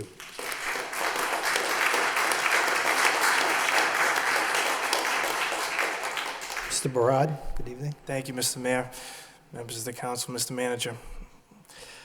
I'm here tonight to speak in favor of this commission, not just for me, and certainly not just for the city, but for a person that I know personally who is serving today in Iraq, a member of the immigrant community of Lowell, a classmate of mine from Lowell High School, a true patriot, a true lover of this country, and a true lover of this city.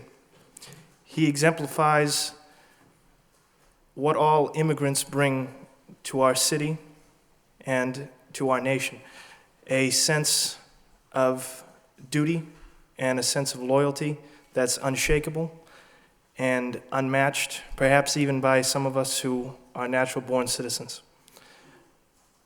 Those of us that are born here are granted exceptional opportunities, and whether or not we deserve them, we get them from the minute that we become a part of this earth. This commission is an opportunity for positive power of government, an opportunity for the city to make the transition to this nation a little easier on people who not only truly desire to live here, but will bring to our city great diversity and true character that we are only better off for having. Thank you. Thank you. Anyone else? Sir. Good evening, Mr. Mayor and councilors. I'm here to speak for my cousin who served in Iraq, and he was there for about 5 years. And also as a member of the Lowell Race Relations Council, of which Commissioner LaValle was part of, and I happen to have traveled with the Lowell Police to Washington and California to represent the city. And that also shows the diversity, how Lowell accepts us as immigrants. When I listened to Councilor Caulfield, Councilor Mercier, and Councilor Martin, they urge us to raise our flags in front of the City Hall. That already speaks that the city is committed to represent us all immigrants. So I think it is a wonderful opportunity for this commission to be reestablished again to serve and represent us immigrants. So I urge the council to vote in support of this motion. Thank you.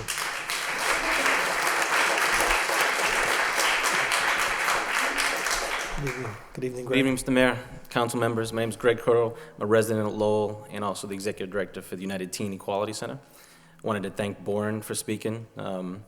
He's moving out of his non-speaking role as duck at city council forums to now speaking engagements. I also have the opportunity to serve as a member of the Governor's Advisory Council on Refugees and Immigrants. So I just wanted to briefly offer my support as well. I think the governor a couple of years ago put together what's called the New Americans Agenda, which is a series of policy recommendations to best integrate the immigrant community into the economic and civic aspects of all of our communities. I think this commission fits in perfectly with that type of vision. And I know for us at UTEC, it's all about making sure that all the different voices in our community have a seat at the table. And I think this commission takes another important step in that direction. I also wanted to mention, it was mentioned before, today was the funeral of a young woman named Sophie Sun. And many of you here may have known Sophie. She was 31 years old, and she was an amazing leader in bridging communities. And she brought a lot of people together, and I think it's only fitting that tonight this comes up in the day in memory of Sophie as well. So thank you again. I hope that you'll vote in favor of it. Thank you. Anyone else wishing to speak in favor? Good evening, City Council, Mr. Mayor, City Manager. I really didn't plan to say anything. I was trying to be more of an observer, but I think that considering the topic of today is on immigration and immigrants coming into the city, I'd be remiss if I didn't talk about my role in the organization that I'm in with Community Teamwork as a senior career coach. And on a daily basis, I'm dealing with folks who are looking for anything from a part-time to a full-time position. And it reminds me of my parents who came to America from Nigeria in the early 1970s. And to raise 3 kids and to be where they are today, living the American dream is a really beautiful story. And I'm here to really speak on immigrants who are here who are sometimes seen as and known as the forgotten, and individuals who may not necessarily have a voice. Maybe they may be discriminated against due to language barriers, or they may not just know how to acclimate themselves into the society. But on a daily basis, I'm seeing individuals who, despite those stereotypes, are moving forward.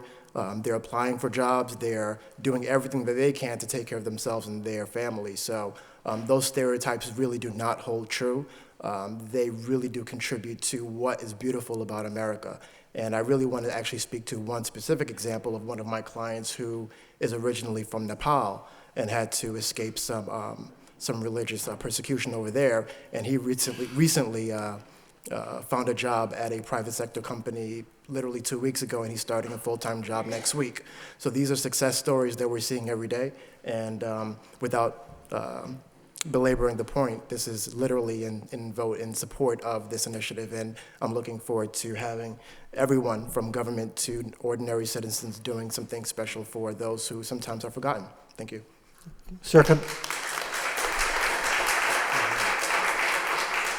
Sir, could I ask you for your name, please? Just for the record, please. Thank you. Bobby Tubielli, 33 Middle Street. Thank you. Thank you. Anyone else wishing to speak in favor? Welcome. Good evening. My name is Bun Song Soo. I live in 158 West First Street, and I'm a lead organizer of Family of Lowell. I live in Lowell for about over 15 years. I'm a refugee survivor here when I was a baby. I came in favor of the Immigration Commissioner because I've been living here for a while, and through my work and through what I have gone to school here, I've been doing a lot of projects with families, members, and my goal is to keep families together. And one of the concerns that I've been working with elders and parents that regarding the ICE raid back in 2008, and that came up, and I think it's very important that through this commission we open a dialogue, and I've been working with the chief officer too, and to open a dialogue within the community. So I hope the commissioner would also bring strengthen our community for a better world. Thank you. Thank you. Anyone else wishing to speak in favor? In favor? Yes, sir. Name and address, please.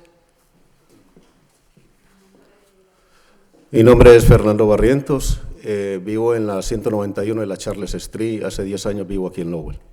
His name is Fernando Barrientos. He lives in Lowell in the, ¿qué calle? En la 191 de la Charles Street. 191 Charles Street.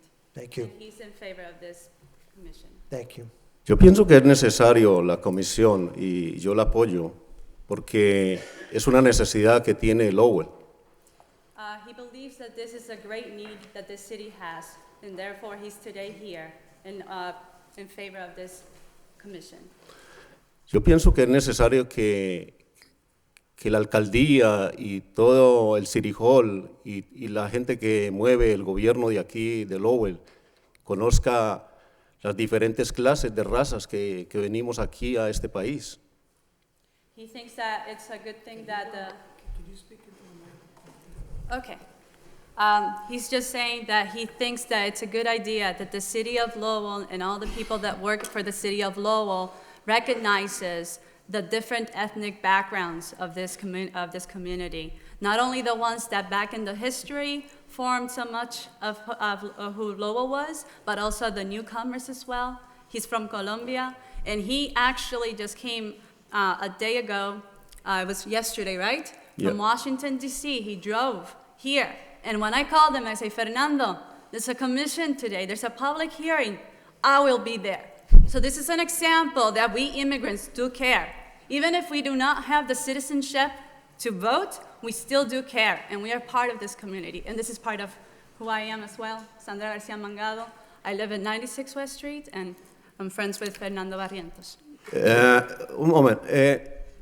Yo pienso que a lo mejor no conocen el lado, de pronto conocen el lado negativo de los emigrantes, pero no conocen el lado positivo de los emigrantes, que somos gente luchadora, trabajadora y queremos sacar a este país adelante. Y aquí, ¿por qué no?, a Lowell. He's saying that it's also very important to not only look at the negative things of what they focus on immigration, of who immigrants are, but to focus on the good things about who we immigrants are, that we are working people and that we come to build good things. Thank you. Thank you. Thank you very much. Thank you. Anyone else in favor? Welcome. Hello.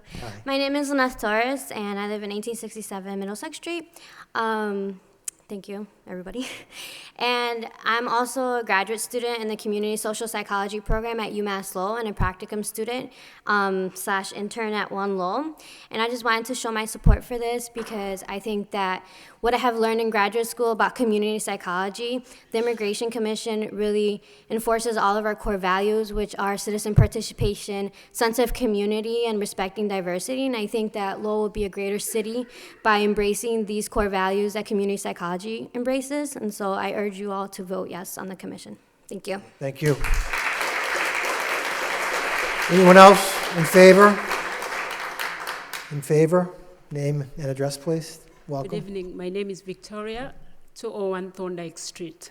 I'm here really to say something briefly. I just wanted to thank the city of Lowell for welcoming the African community here. And I just wanted to say on behalf of everybody that is part of the growing African community in Lowell, please support this commission. Thank you. Anyone else in favor? In favor? In favor? That portion of the public hearing is closed. We'll now open the public hearing for those who wish to speak in opposition. In opposition? In opposition?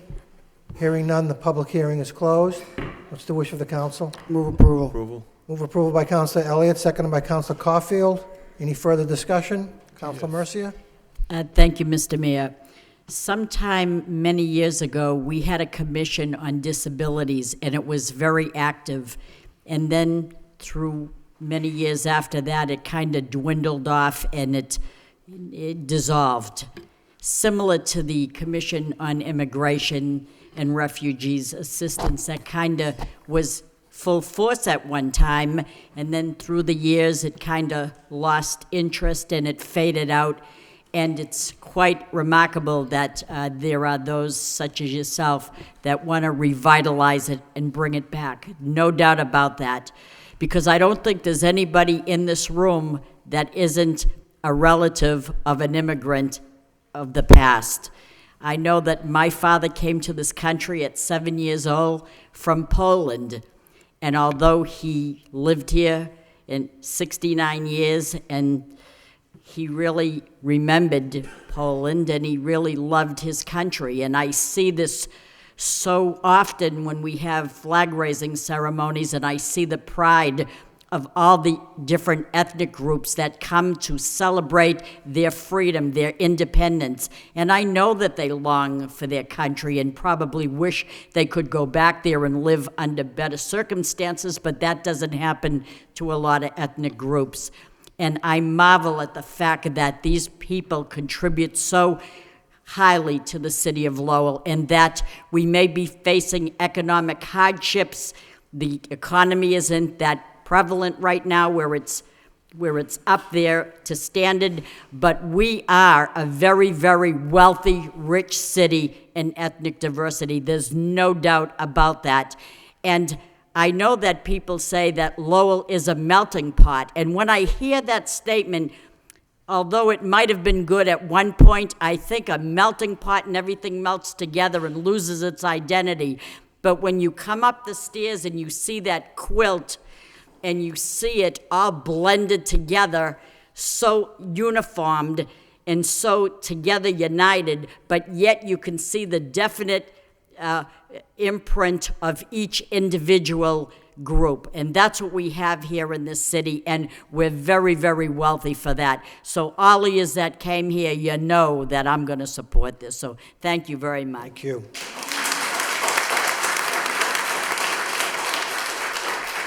Councilor Martin.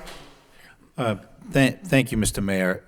You know, I think it was ever thus in the city of Lowell. You know, we are a city of immigrants. I think for those of us in the chamber here on really both sides of the rail, I don't see too many people who descend from the Pilgrims or whose relatives came over on the Mayflower. And I suppose even if there were those people are immigrants too. But all of us really are the descendants of people who came from elsewhere.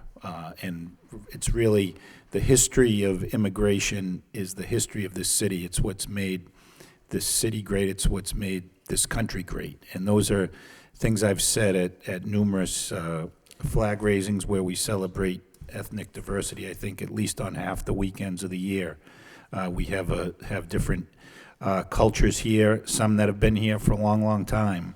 You know, Irish, French, Portuguese, and others that have been here for generations, Greek. And there are others who are very new to this country from different parts of Asia and Africa. And it really has become a global community here that we have. And I think it's a tradition that the city has embraced over generations and over centuries now. and it's something that makes us who we are.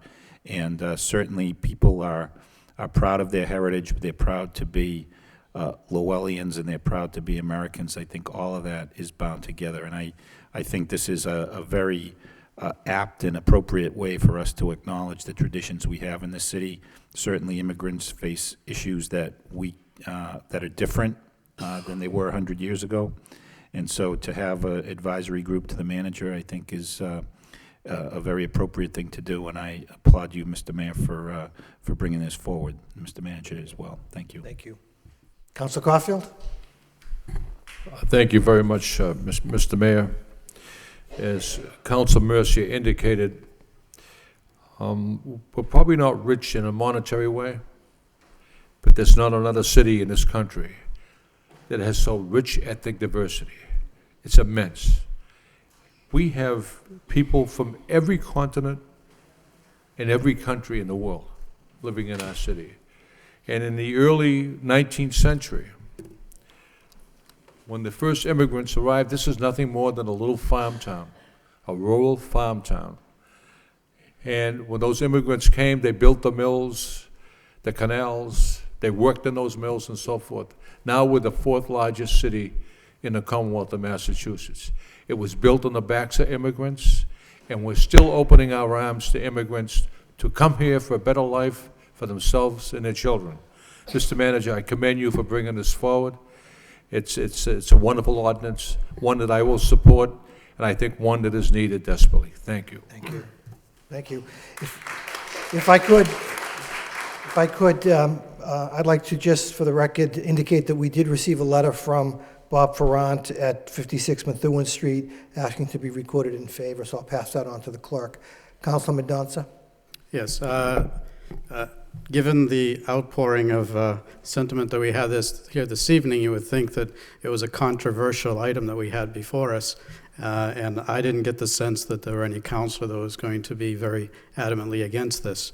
I do want to thank everyone that came down, and regardless, it's one of the major steps is becoming a participant in the community, showing what your sentiments are regarding some of the issues before us and helping us make a decision.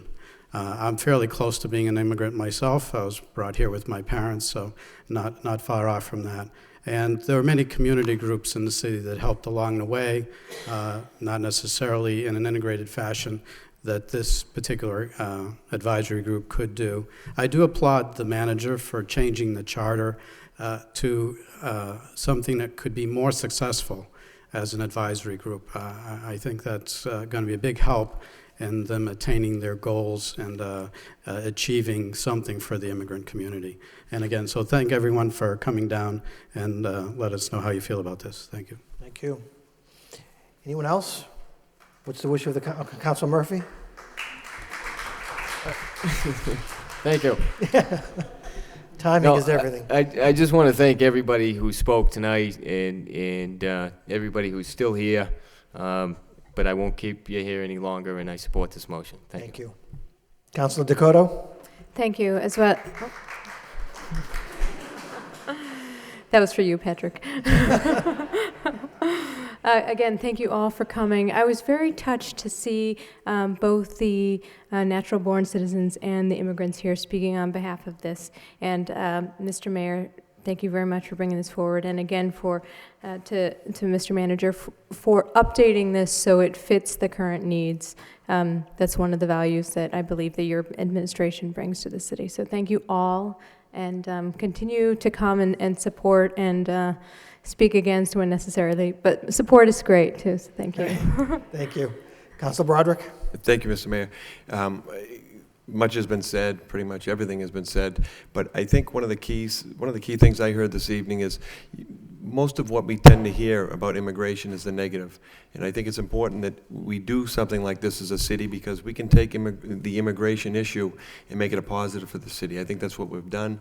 There's a history here in the city of doing that, and that's one of the keys to keeping this community strong is we need to include, encourage, and keep people informed. And I think that creates an opportunity, and I think that's how we're going to succeed or continue to succeed in the city. So I think this is a tremendous step. I applaud you, Mr. Mayor, for bringing this forward, and the manager for reorganizing this in a fashion that hopefully can continue on and be successful. So thank you. Thank you. Anyone else? Councilor Elliott. I will be brief because it has all been said, and I would like to thank all the speakers and everyone that has come down tonight to express their opinion.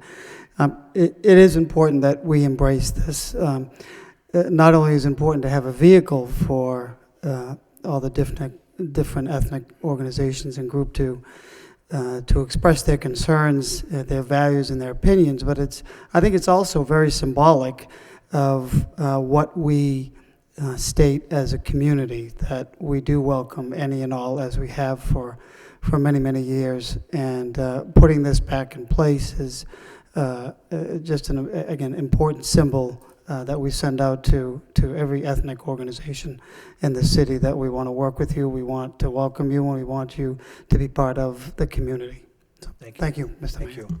If I could just speak briefly from the chair, I too just want to thank everyone for coming out this evening, and to certainly recognize Victoria Fallberg and Jane Dane and others who, and I know you run the risk of alienating someone if you leave them off, but again, just by virtue of everybody being here this evening shows a unified community for really what is a tremendous effort moving forward now to reinvigorate the Immigration Commission. So again, I just want to publicly thank them for their efforts, and I would like now to move the question. Councilor Mercia, recommend approval second by Councilor Mendonça. Roll call. Councilor Caulfield? Yes. Councilor Dakota? Yes. Councilor Elliott? Yes. Councilor Martin? Yes. Councilor Mendonça? Yes. Councilor Mercia? Yes. Mayor Milanazzo? Yes. Councilor Murphy? Yes. Councilor Broderick? Yes. 9 yeas. Okay. Thank you all very much for coming. Thank you.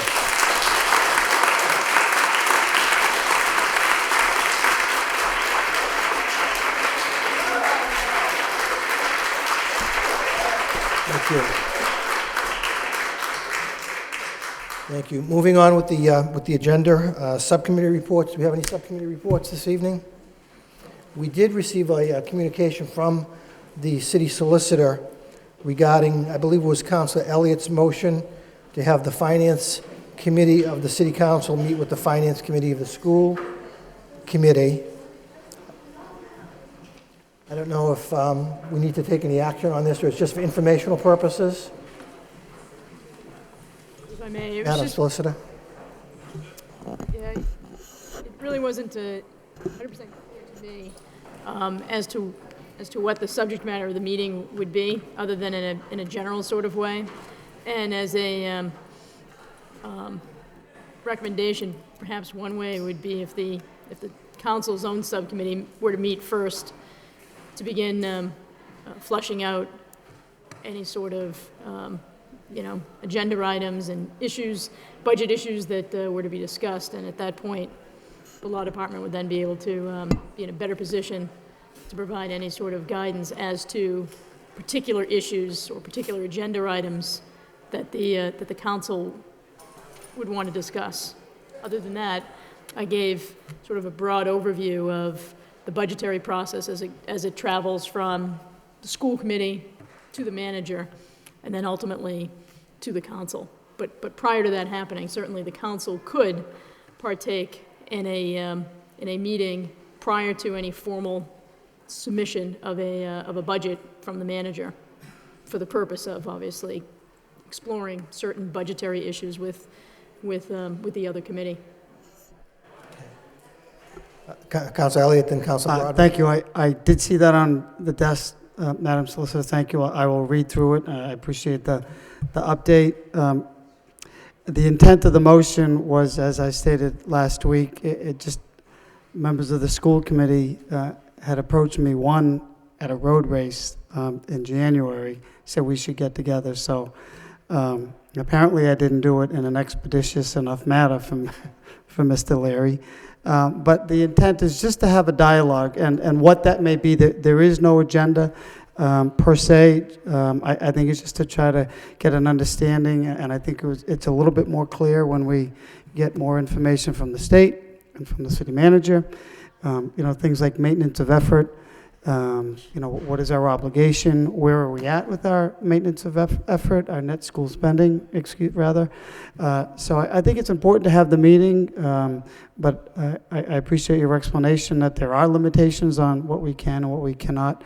And everybody is invited, public's invited. It was just a general discussion between, both governing bodies to get, just a dialogue as to where we're at this year from a financial perspective. And, we always hear that we don't communicate enough, and this was really the opportunity to do that. So I'm sorry I didn't call the meeting sooner. Apparently I should have, but Mr. Clerk, I don't even know if we have a date yet. I did ask that we reach out to school committee members to find out what is available. We had tentatively suggested next Tuesday.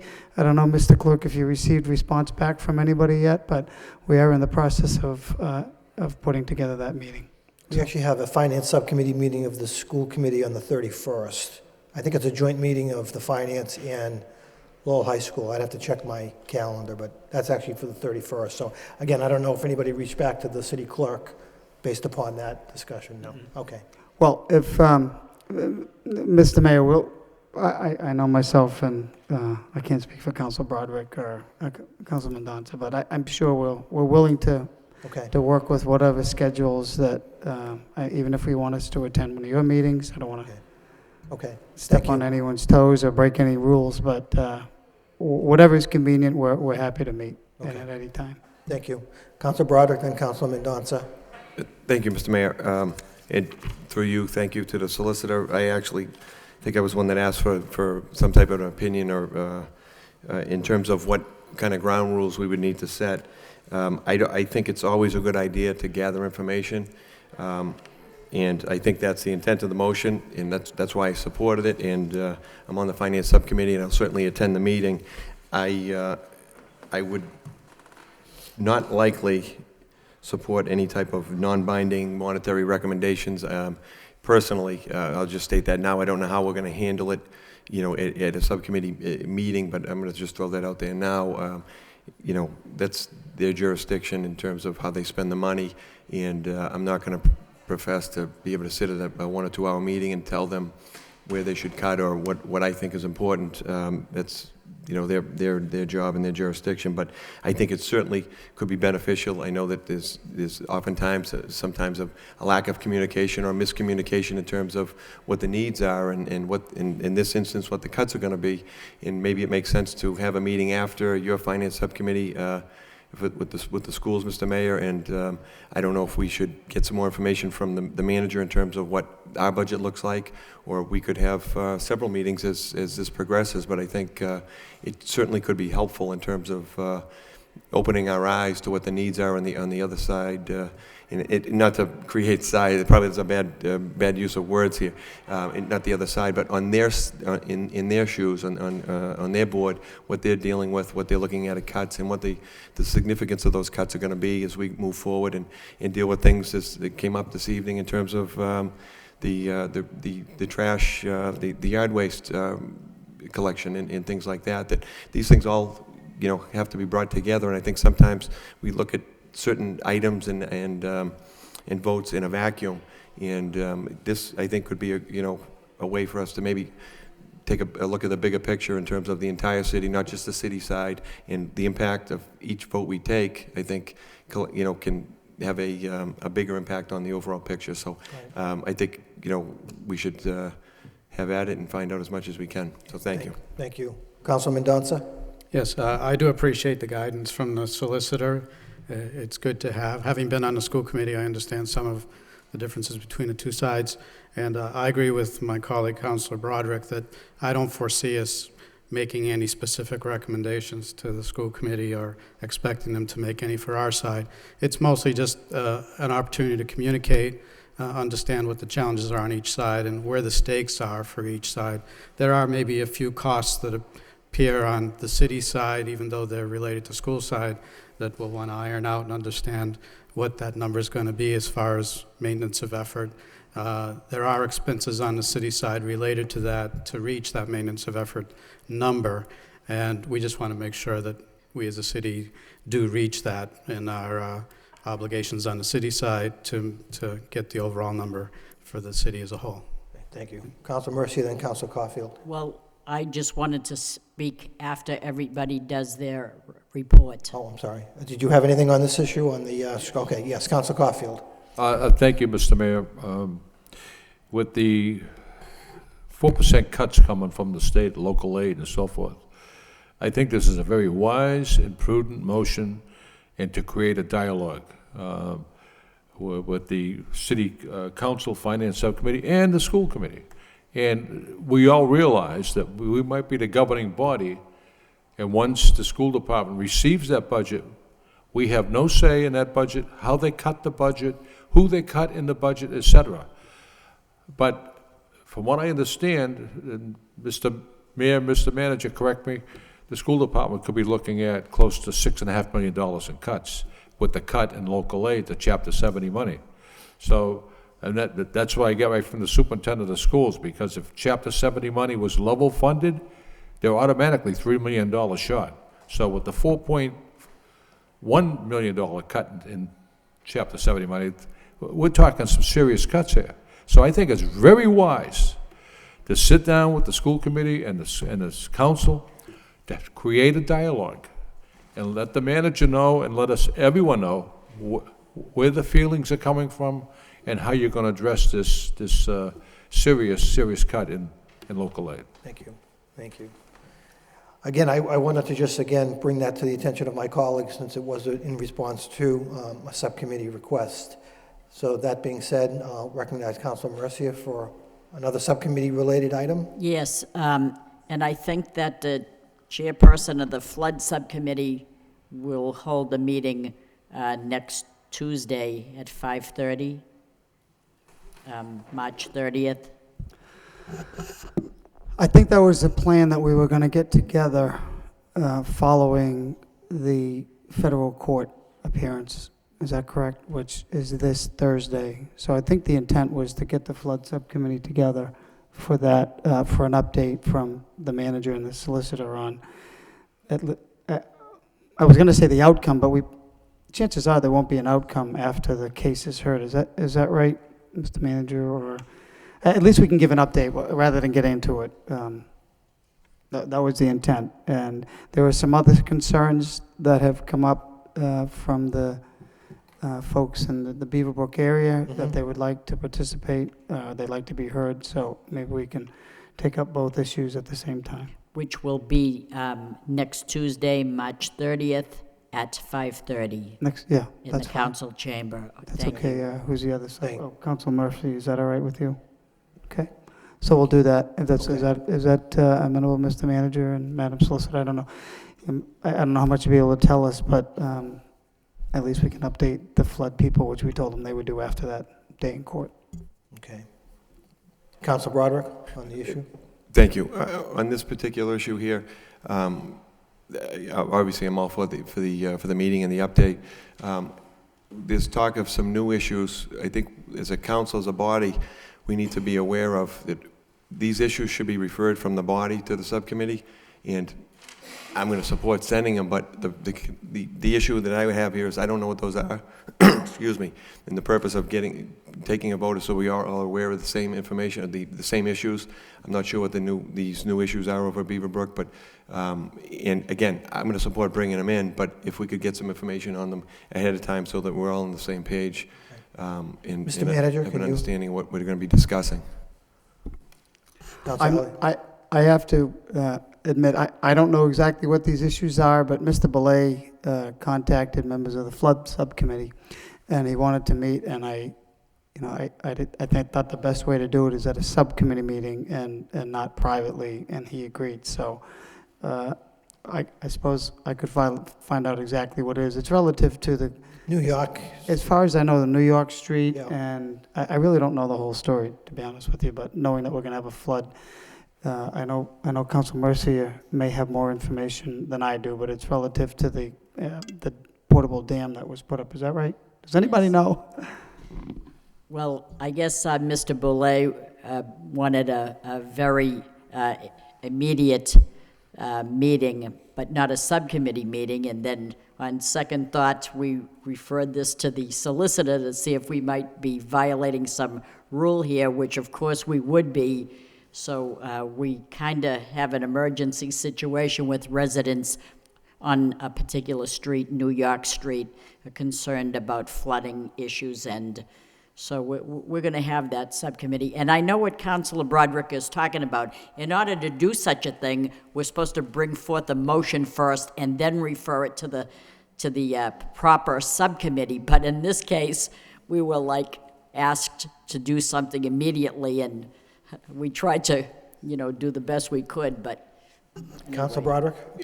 I'll put forward a motion to suspend the rules to bring it in and take a vote, and then I assume we can get the information maybe in the packet before next week's meeting or subcommittee meeting so that we all have an idea. I've heard little bits and pieces of it as well. I haven't spoken to Mr. Belay, but I heard a little bit. I don't know if everyone else has it. Maybe if I suspend the rules and... Yes, if we could suspend the rules. Motion by Councilor Broderick, second by Councilor Mercia to suspend the rules to bring this motion forward. Bring the motion, which is to address the flooding concern on New York Street. That'd be the issue. Okay, so motion by Councilor Mercia, second by Councilor Elliott to bring that issue forward to the flood subcommittee. All those in favor, please signify by saying aye. That's right. Opposed to vote. Thank you. That's the proper way to do it. Thank But you.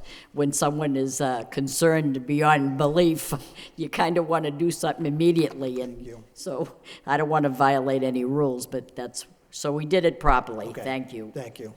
And thank you to all my colleagues who were involved with the neighbors over the last weekend. I know that each and every one of us were out there and trying to make sure that things were being done properly, so thank you. Mr. Mayor, on a second thought, if I could just request a list of all my colleagues' phone numbers, be it cell phone, or I know that I just was looking for a number and I couldn't find it, and so I think we should have an updated list. Get that through the clerk. That'd be great. Thank you. Thank you. Anything else on the reports? Moving on, petitions. We have one petition from Attorney James Flood for Arthur Fanaros, trustee of C&F Realty Trust, requesting city abandoned portion of Hogue Terrace. Referred to the Law Department by Councilor Mendonça, seconded by Councilor Caulfield. Any discussion? Yeah, Mr. Mayor, I just wanted to the solicitor. Am I allowed to speak on this, Madam Solicitor? Very briefly. This has to do with the abandoning a portion of Hogue Terrace. I know it's going to come back for a vote from the council.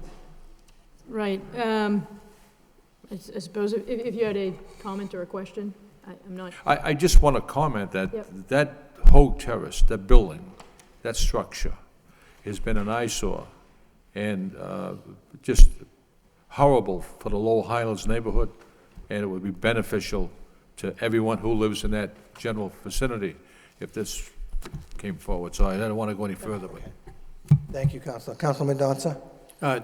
It'll probably happen anyway, but just to make sure that when it comes back before the council, there's reference here to recommendations from the Planning Board and the Board of Appeals. If we could have the minutes of that meeting or the text of their recommendation when it comes back before the council, I'd appreciate it. Okay, thank you. All those in favor of referring it to the Law Department signify by saying aye. Opposed to vote. Moving on with the motion section. First motion by Councilor Elliott.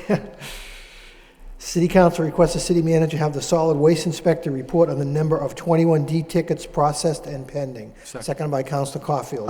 Thank you, Mr. Manager. The motion speaks for itself, but as you know, this week there was another legal dumping, and I know the chief sent you the pictures and the message. I forwarded it on to him. So I didn't know how many cases. There are a number of cases that are pending. Is that correct, Mr. Manager, on illegal dumping? That I'm just curious how many we have, and I think it's good work that you and the administration are doing. But it is a long process, isn't it, Mr. Manager? If you could just update us on where we're at with those. Sure. We'll get you a full report on this. I will tell you that there's been, we've issued 63 tickets so far regarding solid waste, bringing in revenue of just under $5,000.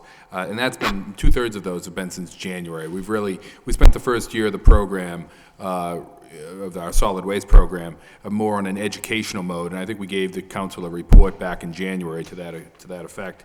And since then, we've really stepped up in terms of actually using more of a stick than a carrot, and we anticipate continuing to do that. Illegal dumping has been a problem in the city even before our new trash program was put into place. In fact, certainly anecdotally, we've heard that there's been the city is cleaner since the new program was put into place. So.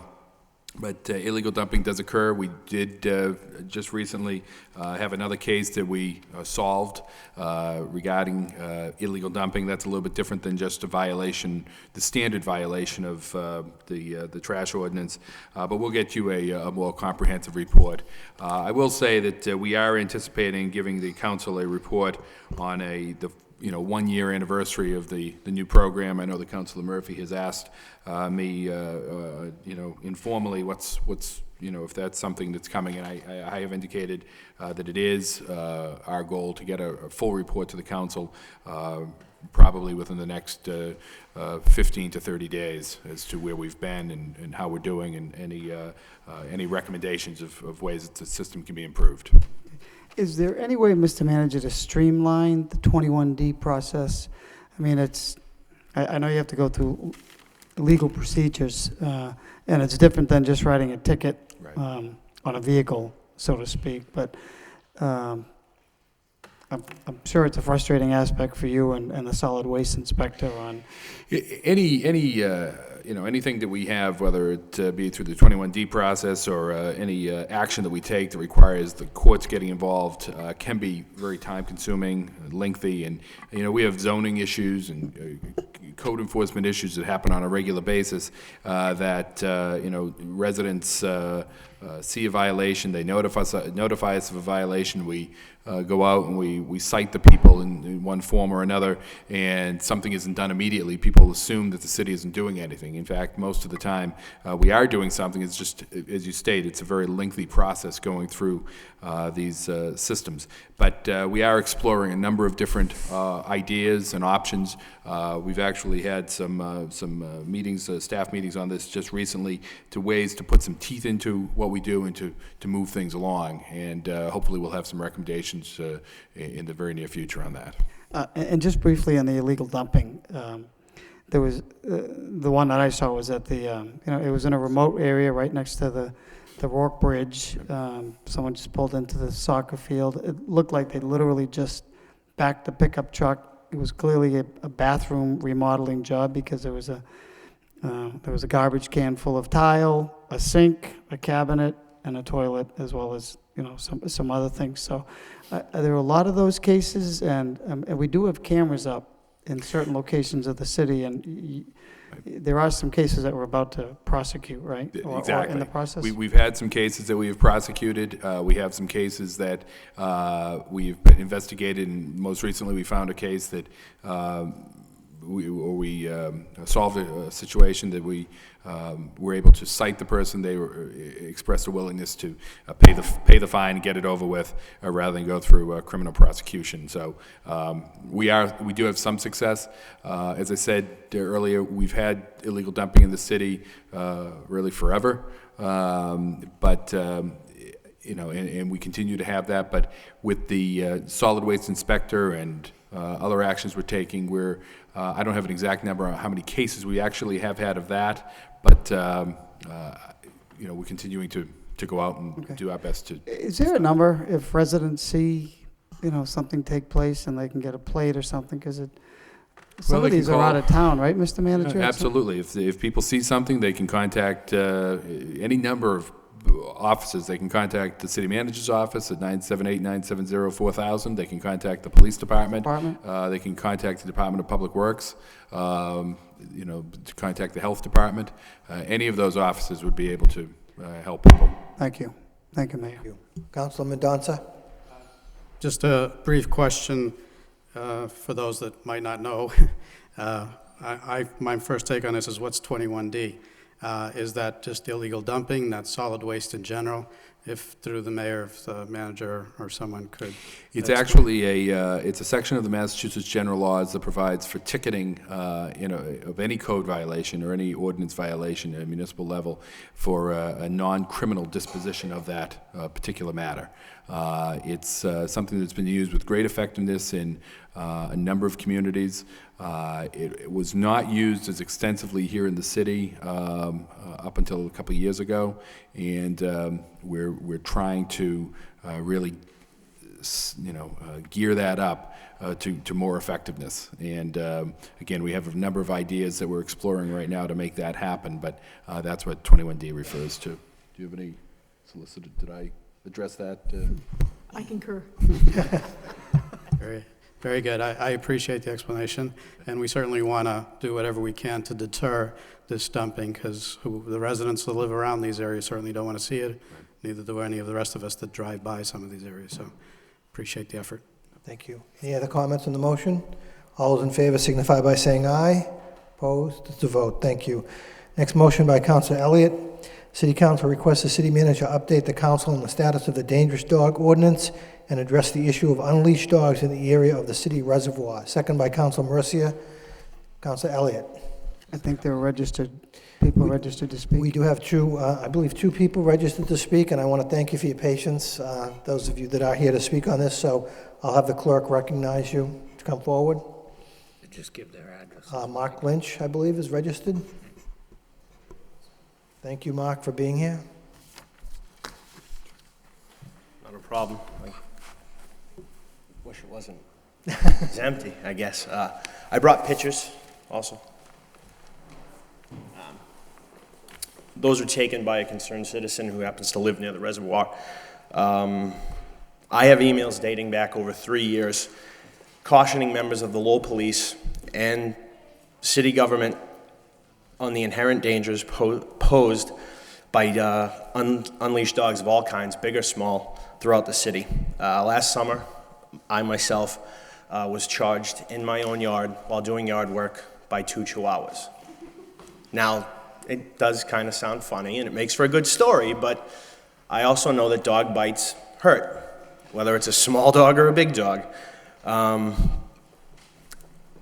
I've spoken at every public hearing for the last 3 years about the leash law, its lack of enforcement, the blatant disregard of it by a small segment of population of the dog owners in the city of Lowell, of which some of them think of the res as their own little private doggy Xanadu.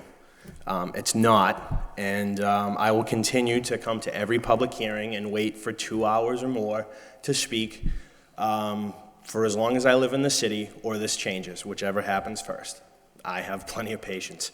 I want what most dog owners want. I want to come home at the end of a long day, grab my pal, take him for a walk that's largely uneventful.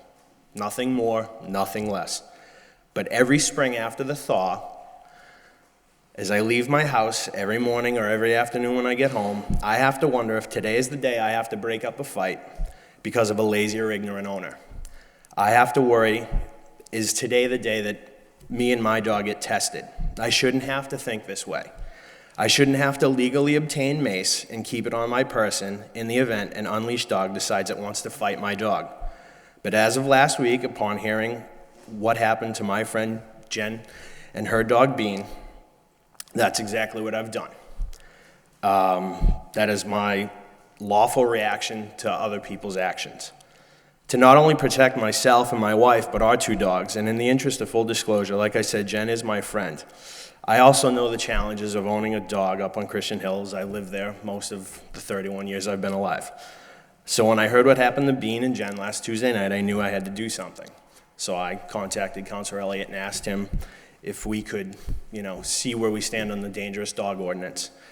Just last Saturday, for instance, you remember last Saturday, 70 degrees, sunny, far cry from the weather we're having today. I went for 2 walks. And on the second walk, just so happened that a gentleman opened the door to his house, and out came a Cocker Spaniel, like it was shot out of a cannon, with murder in its eyes. It was growling, frothing at the mouth. I've never seen such a thing. came right after me and my dog. The only thing that prevented a full-blown fight on that gentleman's property was the fact that he had the sense to have it on a leash before he opened the door. The slack ran out, the dog choked itself, he brought it back into the house, apologized, and that was it. That's what I now term a near miss. I get near misses all the time. The only thing that prevents a near miss from becoming a full-blown fight is a $6 leash. Again, I'm not asking for a whole lot here. Last year at the dangerous dog ordinance meeting, when the breed-specific legislation was tabled, might I add, no pit bulls were involved in any of the recent incidents up on Christian Hill. I asked how many dog bites have there been in the city in the last 3 months since the dangerous dog ordinance has been on the books. I wanted to know how many dogs have been added to that list, and I wanted to know how many unleashed reports have been logged. Well, fast forward another year, and I still have those same questions. I would like to know, in the year that the dangerous dog ordinance has been on the books, how many dogs have been logged, how many calls have been levied, how many bites have we had in the city. Again, I don't feel as though I'm asking for a lot. I just want to be able to walk the neighborhood in which I live and own a home and not be fearful of an attack. My issue is not with the city police, it's not with animal control. For the most part, we all know animal control is one overworked and underpaid guy who responds to dog calls, raccoon calls, cat calls, beehives, you name it, he has to deal with it. My issue isn't with the Rottweiler mix who grabbed my friend's dog and is now, as I'm speaking, sitting alone at Wignall, confused, away from its family, and probably scared out of its mind because it's under quarantine. That could have been prevented. My issue is with the owners who, for whatever reason, refuse to follow the leash law. I read the paper all the time and I hear that the city needs revenue. We have budget short caps and we need to come up with revenue streams. So tonight I'm also doing something I never thought I would do in my entire life. I'm asking a form of government to raise a fine or a tax. I think the city should double all fines regarding dogs that are on the books right now immediately. And I'm not under some delusion of grandeur that it's going to come up with whatever money the city needs, but it might make someone think, if I have to pay $500, $600 to get my dog out of the pound, maybe I should put it on a leash. Thank you for your time, and I appreciate you letting me address the chamber. Thank you, Mr. Lynch. Thank you. Mr. Broderick? And again, thank you for your patience as well. Hi, my name is Michael Broderick. I'm at 79 Methuen Street in Lowell, over on Christian Hill. My girlfriend and I, as you heard, were walking our dog last week. It's a puppy. We just got it. We're still training her. She is on a leash at all times. She's registered. We were walking up on a public street, and we were attacked by two dogs, one being a Rottweiler and one was a small terrier. The owner was on top of the plateau of Christian Hill on the reservoir, was there for about 4 minutes while the dog attack occurred, did not at any point come down from the reservoir, just sat there and watched and yelled from the top. Again, it was a Rottweiler. Obviously, that was the more concerning dog. However, the terrier, yes, it's a much smaller dog, but was probably much more aggressive, the Rottweiler being the one that I was more concerned with. Again, it happened over the course of 4 minutes. Nobody did anything. We called Bill Potter. We called the animal control with very little information. We couldn't see the owner. We didn't get her name. She left before we even could get near her. The dogs were gone. With very little information, he was able to find the dog that had done this and now has the dog in quarantine. I don't get to pick and choose which laws I want to follow. I don't get to pick and choose what I decide to follow, what I do and what I don't do. My dog's on a leash. I'm following the rules. I don't know why anybody else has to. And since this has occurred, I've pretty much fallen into a quagmire of just people saying, oh yes, they've been attacked by dogs too, but they never report it. Everyone seems to have a story on, at least in our area, of being attacked, of being charged, of having some sort of problems with unleashed dogs. And they either don't report it or they don't know what to do about it, and they just sort of brush it off. I just happened to report it, and now I'm down the rabbit's hole now, dealing with people talking about being attacked and coming to city council meetings to look for some sort of enforcement on what is everyone knows is the leash law. Again, I'm not looking to make enemies of my neighbors. I'm just asking for people to be responsible, whatever that means. I've heard from neighbors that, quite frankly, there's nothing you guys can do that is going to keep them from putting their dog on, having their dog on a leash. They're going to unleash their dog regardless of what happens here, ever. We've had people, friends of ours, say, no, they keep their dogs off the leash, and that's just how it's going to be. The reservoir is their area. Children play at the reservoir all the time, and their attitude is, I'm sorry, if children are going to play at the reservoir and there's going to be dogs unleashed and it's dangerous for them, well, maybe there shouldn't be children there. This is a public space. We were on a city street. We didn't ask for this to happen, but it did. So all we're looking for is some sort of enforcement of what's already going on and some kind of ability to have people say, no, maybe this isn't a good idea, and maybe we should leash our dogs. So I thank you for your time. Thank you. Thank you, Mr. Broderick. Councilor Elliott? Anybody else? Yes. Oh, I'm sorry. Can we suspend the rules to allow Yes. other speakers? Motion to suspend the rules by Councilor Elliott, seconded by Councilor Mercier to Thank you, recognize. Councilor Elliott. Thank you, Councilor Mercier.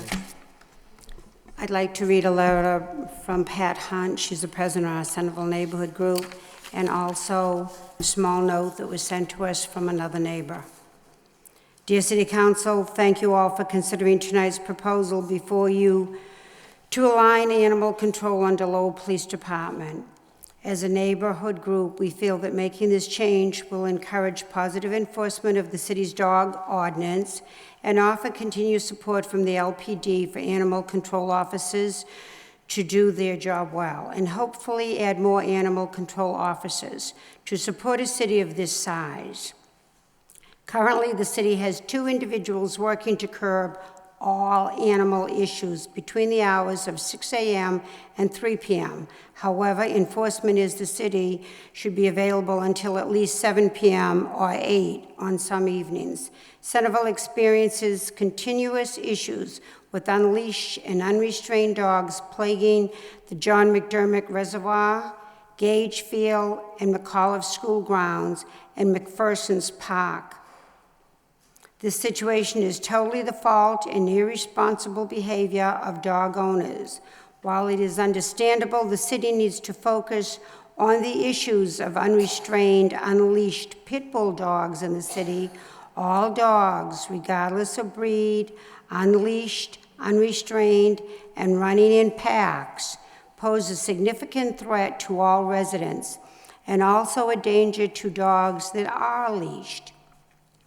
Our neighborhood group has received many, and I mean many, calls over the last couple of years from neighbors regarding unleashed dogs running in packs at the reservoir and Gage Field while their owners watch in amusement.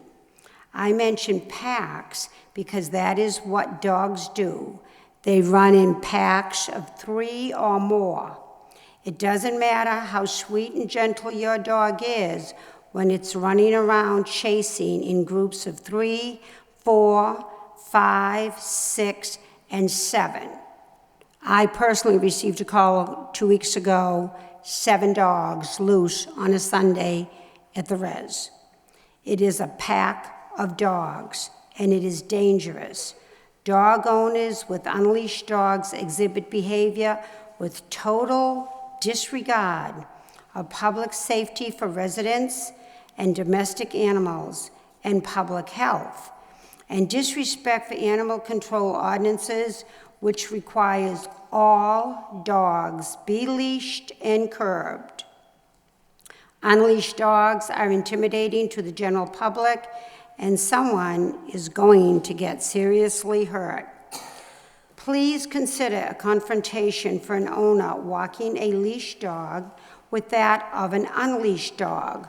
The situation is dangerous to the dog on a leash and more so to the owner who wants to protect their dog from harm. Examples of what neighbors have experienced in the last month. Female neighbor stopped in this weekend, stated she was walking her pup, Jack Russell Terrier, on the grounds of the reservoir, came upon a man walking an unleashed black lab. The lab proceeded to run towards her and her pup, Frightened, she picked up the pup to protect it while the man called to his dog to stop. However, the dog would not stop and reached the woman and jumped on her, trying to reach for her pup. The woman asked him to leash his dog. She was told he did not have to leash his dog because his dog is used for hunting. Thereby, it is okay to run his dog loose at the reservoir and practice for the hunting season. The woman reported the incident to animal control. This is not the first time I've heard this statement. I came across a man at the reservoir with 2 unleashed labs. He told me it was okay for his dogs to be unleashed because he was training them for hunting. So what? The reservoir is being used for hunting practice? I don't think so. Is this legal? A male neighbor also expressed his concerns with unleashed dogs running and posing a danger to neighbors. He stated that 2 weeks ago, his friend's dog was attacked by an unleashed dog, which was running around with other unleashed dogs on the Christian Street side of the reservoir. His girlfriend did call the police. This is a cycle and a game of catch me if you can, being played by a small group of dog owners who believe rules should not apply to them. Animal control has been visible at the reservoir because a young woman and gentleman walking their leash 6-month-old puppy on Tuesday evening, March 16th, was attacked by 2 unleashed dogs. I believe that's what you just heard. There are some very responsible dog owners who follow rules put forth by the city. Unfortunately, there is a small group of dog owners who have made it perfectly clear that they will not leash their dogs. They have stated publicly at meetings that they have no interest in following the city's dog ordinance, regardless of the number of warnings and tickets they receive. They also made it perfectly clear that they will consider it harassment if they are reported with unleashed dogs. If there is a report of their dogs being unleashed, they want to know who called in the complaint and where do they live.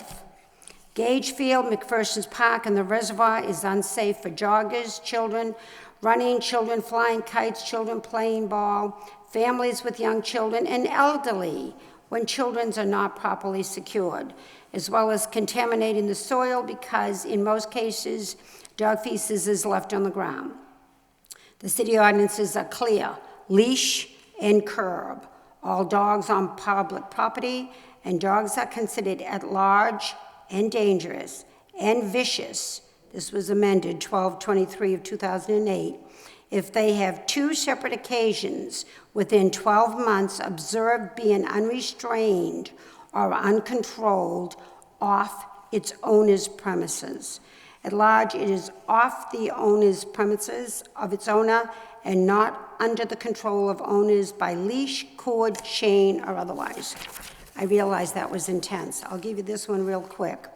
This was sent as an email over to one of our board members.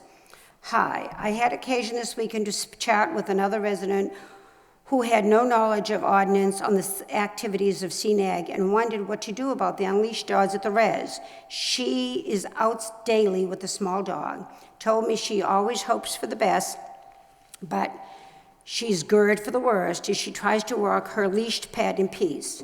Though not a dog owner, but someone who grew up with a dog and many family members, it's time to address the issue head on.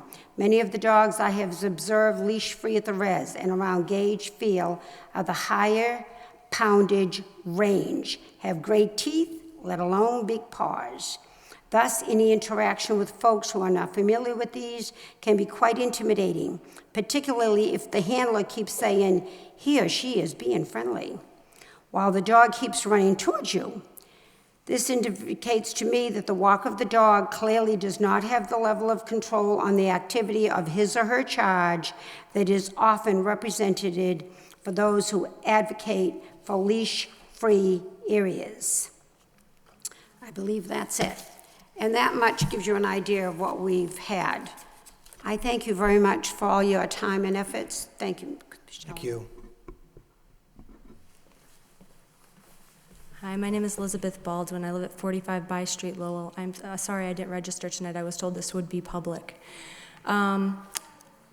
About 6 to 7 months ago, Pat Hunt and I, the president of Centralville Neighborhood Action Group, we went to a meeting with Captain Flaherty. He wanted to hold a mediation he realized there was a lot of friction between dog owners and CNAG, that there was, Pat was being harassed, there was a lot going on.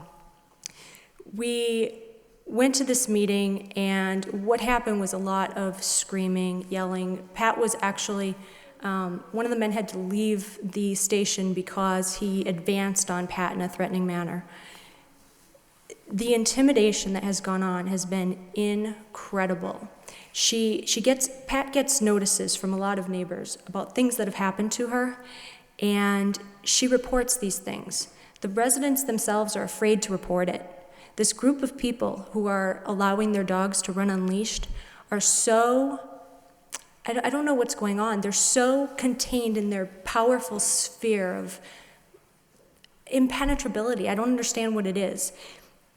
They were at this meeting, and at the end of it, one of the dog officers said, "So pretty much all we've decided tonight is that you all are responsible dog owners who refuse to leash your dogs, and that's it.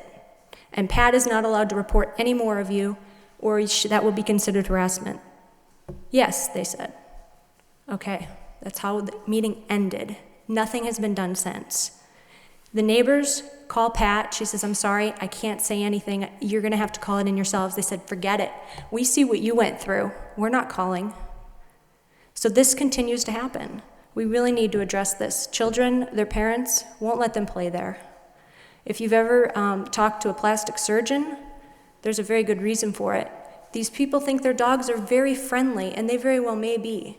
But if you talk to any plastic surgeon, they can tell you that it isn't the dog that's vicious, threatening, that they have to do reconstructive surgery on the face of a child.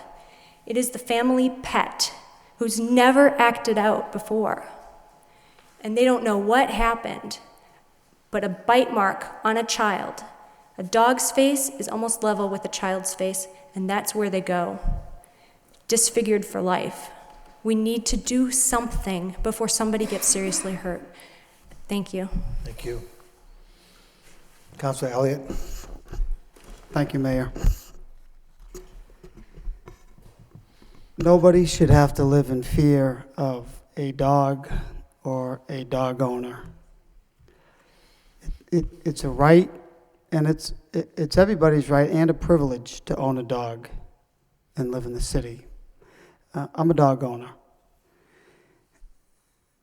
You have to live by the rules, and there's a leash law in the city. Some people like dogs, some people don't like dogs. It doesn't mean that one should or could infringe upon the rights of another. This has become a major problem. And all it is going to take is one attack, and shame on us. We've been working on this ordinance for quite some time. I know there's a lot of issues on it, but if we can get an update on it, Mr. Manager. There are 17, I think I asked the clerk, there's over 1,700 dogs in the city. There's only 13 square miles. So we need to have laws. We need to have rules to protect everybody's rights. But when you try to have a neighborhood organization meet and try to do things the right way, and you're met with resistance and disrespect, that's when we have to step up, I think, and do what's necessary and what's within our right. One of the speakers did say, there's only one animal inspector. That's a lot to do, to respond to everything. Mr. Manager, I don't know if it makes sense or not that it's under DPW, whether it should be under the police department. That's something that which you can perhaps look into. I'm wondering if the police officers have jurisdiction in, I don't know, writing tickets or citations. But the residents are, something needs to be done, and that's why I brought the motion forward. Thank you. Thank you. I'm sorry, Mr. Manager, and then Council Broderick.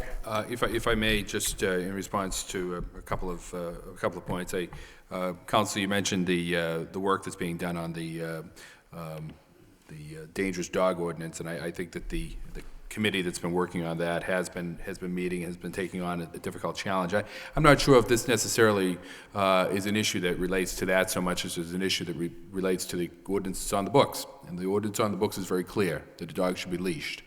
And I certainly, think that the issue is really one of enforcement. It becomes very difficult, just as is any crime, and that's really what we're talking about here is a crime. It's against the law to do a number of things, but those crimes still take place because we can't have a police officer or a dog officer in every location. But we need to address this problem. It's clearly an issue that is, I've seen the pictures. I've spoken with Pat Hunt and with other members of the Elizabeth and Anne Marie, other members of CNAG that are very concerned about this. And we did send the dog officer to the reservoir. He spent over 52 hours on a watch there, and during that time witnessed or observed 125 dogs, of which two were off the leash. But clearly, it's when the dog officer isn't there that these problems are occurring. So we have to find a way to address that, and certainly we shouldn't have meetings which dog owners basically say they're not going to obey the law and simply get away with it. We need to find a way to work on that. I noted when Ms. Page was reading Pat Hunt's letter, the idea that before us tonight was an idea to put the dog officer under the police department. That is, obviously, that's not something that's before the City Council tonight. I will say that it is something that we've been looking at, believing that it does make more sense. There's a department in the division of the police that I think belongs in DPW, and there's the dog officer, which is DPW, that I believe belongs in police. That's the more common place within this municipal organization. So that's something that I think we are looking at I know we're looking at very carefully, and I think we'll probably be coming up with something very soon. But I'll certainly be working with the dog officer and with TJ McCarthy on trying to address this because we need to find a solution to this problem. But I did want to respond to a couple of those points. Councilor Broderick, then Councilor Caulfield, and Councilor Mercier. Councilor. Thank you, Mr. Mayor. Hearing these stories tonight is amazing. I don't think it necessarily is an ordinance. I agree with the manager here. I think it's really an enforcement issue.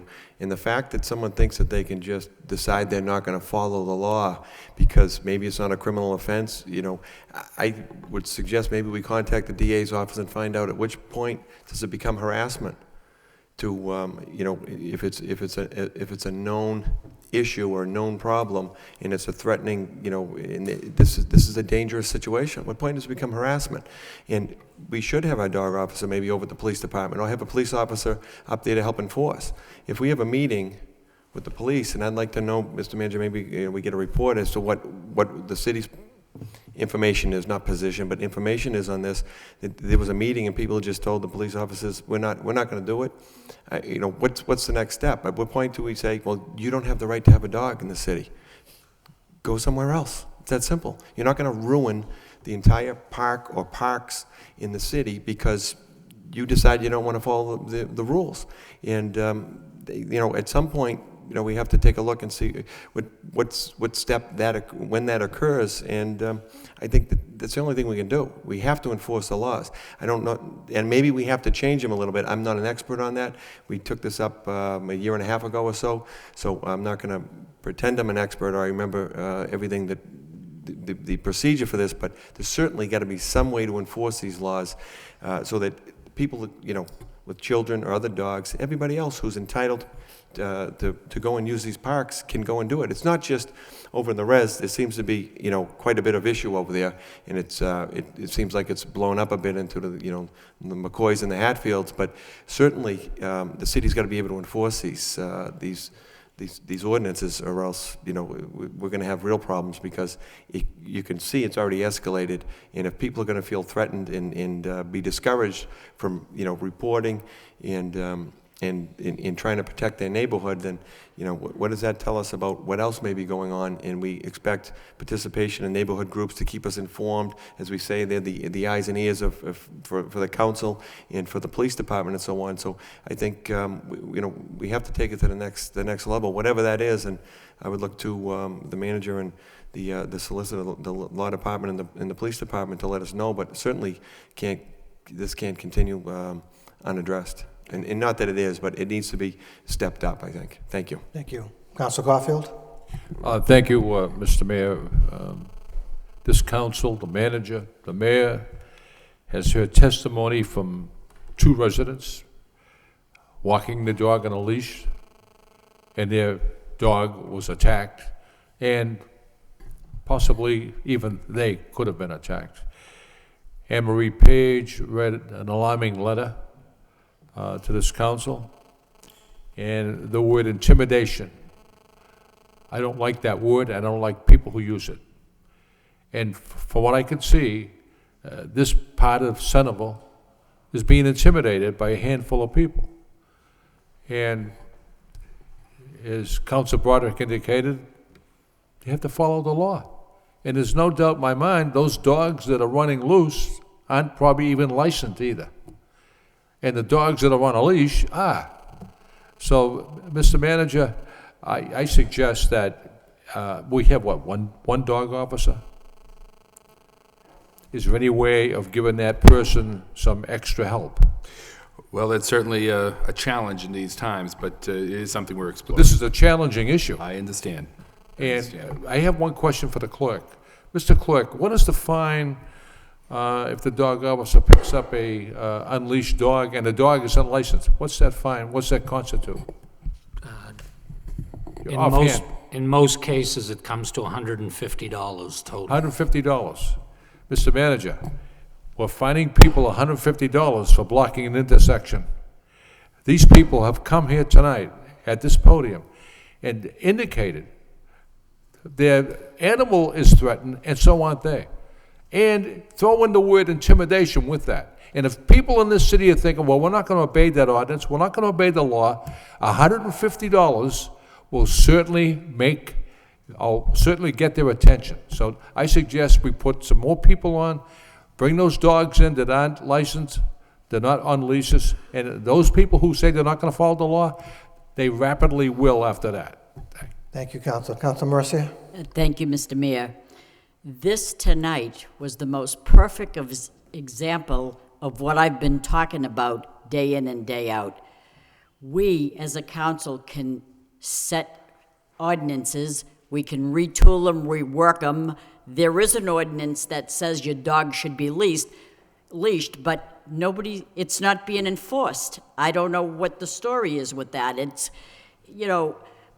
we have one animal control officer for the city this size, and I'm wondering why in this city we can't develop a policy whereby we hire someone, and it's tough to say hire when people were laid off, but the fact is this position could pay for itself by doing your job and going out and finding people. And I don't know if the animal control officer went out there and spent 52 hours and was walking around the reservoir, or did this person just stay off to the side and then come out when he saw the violations. I don't know how people can be walking their dog and see people violating the rules like these people have spoken when an animal control officer can't see that. I don't understand how that is, but we talk about a speaker that said, let's double the fines. We could triple the fines. We gotta have enforcement. Someone has to be there to do this. I'm just very hurt by the fact that in a city like Lowell, where we talk about wonderful diversity, where they can't come home from work, take their dog on a leash, and walk that dog on the sidewalk or wherever they're going to go without fear of being attacked by someone that isn't abiding by the rules. This is not right in the city when you got the tool being the ordinance and we're not enforcing it. Enforcement, I don't know how I can tell you enough. Enforce it, find someone, generate that revenue, and that position will pay for itself. And that's what I'm thinking. I just, you know, I know we have a commission, a dog committee. What are we doing with this dog committee? What's happening with that? If I could, my colleagues allow me to answer the question from the chair. We actually have been meeting on a fairly regular basis. We're actually meeting again tomorrow evening. I mentioned to Mr. Lynch that we have a meeting in the mayor's office at 6 o'clock tomorrow evening. And again, we're dealing with enforcement issues. At our last meeting, we actually had the dog officer from Fall River come up and, stay with us for a couple of hours talking about what's going on in Fall River and how they're dealing with the same types of issues, and it really is an enforcement issue. In Fall River, they actually have 2 people, I believe, and he actually carried a badge, so he may actually be working for the police officer. He actually had a gun and a badge, and he was the animal control officer. So again, we're dealing with, if you recall, Councilor Mercia, the breed-specific ordinance. But again, we did put in place in my opinion, a very good dangerous dog ordinance, which needs to be enforced. That's the issue that we're hearing tonight. So I'm going to bring this issue tomorrow night to the Animal Advisory Committee. Bill Potter is a member of that committee, and I'll talk to him about this enforcement issue. And how many dog bites have been reported in the city? Do we have an idea? We have that information. I can get that information to my colleagues. Because I think that all the questions that Mr. Lynch had should be answered. Correct. I don't remember all of them per se, I but... wrote some of them down, the bites, the Okay, calls. well, they should be logged answered. in. Yes. That'd be great. And I'm just so taken aback by people not having the freedom to walk down the street with your dog. And you know what? What was said, the dog is being put in a pound or wherever. Quarantine. It's not the dog's fault. It's the owner's fault. And another point that was made is we talk about pit bulls, and to me they're rather scary, but not any of these pit bulls caused any of these problems. So I say again, enforcement of the ordinance, whether it be the dog ordinance, or it be speeding, or it be any of the ordinance we have on the books, if we just utilize the enforcement, we'll generate that revenue. You know, that's what I'm saying. I don't know how hard it is to understand that, and I know that it's hard because we have people that, we don't have enough people for it. But I think this is a position that would pay for itself in the long run and keep the city safe. Public safety, this is safety. I mean, I'm sad about it, but that's just me, I guess. Thank you. Councilor Dakota? Thank you very much. I'd actually like to ask Anne Marie, is she still here? A question, if I may? You have to get back up. I'm sorry, 3 times in one day. The podium is so petite. So we've talked a lot about enforcement. I know that that's important. I think it'll solve part of the problems. Have you discussed putting in a dog run or a fenced-in dog area? We have a dog park in Centerville. Okay. It's down on First Street, and quite a few people do utilize it, and they all seem to get along very well. Okay. It seems a small group of people we are dealing with have made it very clear to the city. At a meeting, as Elizabeth had mentioned earlier, they made it perfectly clear. They have no intentions of leashing their dogs, and they really don't care who's upset over it. And that was made very clear in front of a police officer and in front of the dog officer. And Pat was threatened with, well, if we get calls, we're going to think it's you, it must be you. Well, the reason why Pat and I call is because what happens in all neighborhood groups, a lot of people in the neighborhood, and especially elderly people, don't want to call directly into the police or even into the city. They'll call somebody from the neighborhood group and say, this is happening here, this is happening there, and we make the phone call. And we've done it for years, and I'm sure it happens in your neighborhood groups too. Somebody will call into the officers of the neighborhood group, and they make the phone call either into the dog officer or into neighborhood services, whatever the issue is, or over into City Hall. And we really get great response. City Hall is wonderful to the neighborhoods. The council is good. Everyone responds and everything. This is one issue that doesn't seem to go away. The dog officer has been given times, dates, everything. You've been handed pictures, so you know there's more than just 2 dogs up there running loose. Right, I think that unfortunately fines only deter to a certain extent. Is there any way to find out if the dog runs or dog parks at a small area in that area would alleviate some of the unleashed problems? We can actually look at that. I do think that one of the issues is that as Ms. Page pointed out, there is a dog park not too far from there. I think the owners of these dogs seem to believe that they need wide expanses to run. Actually, Mr. Moses and I were just discussing we've been looking at some city-owned properties that are not necessarily buildable, that maybe there's something that could be done to send people off that way. But I think the problem we have is that these owners clearly believe that this is something that they have a right to do at that location. It isn't something that even if you gave them another location, they wouldn't necessarily go there, and they just believe that this is a right, and we clearly have to get at that. You know, I know it's not any consolation, but this is not a problem that's unique to the city of Lowell. This is something that goes on in every city. It does seem to be more centralized in Centerville than any other neighborhood. When we had our neighborhood meeting of all the different groups about a month ago, it was actually a question that was raised by the Centerville people. Is this something happening elsewhere? And it doesn't seem to be happening in other neighborhoods, Well, that we at see it least a- that it's a problem.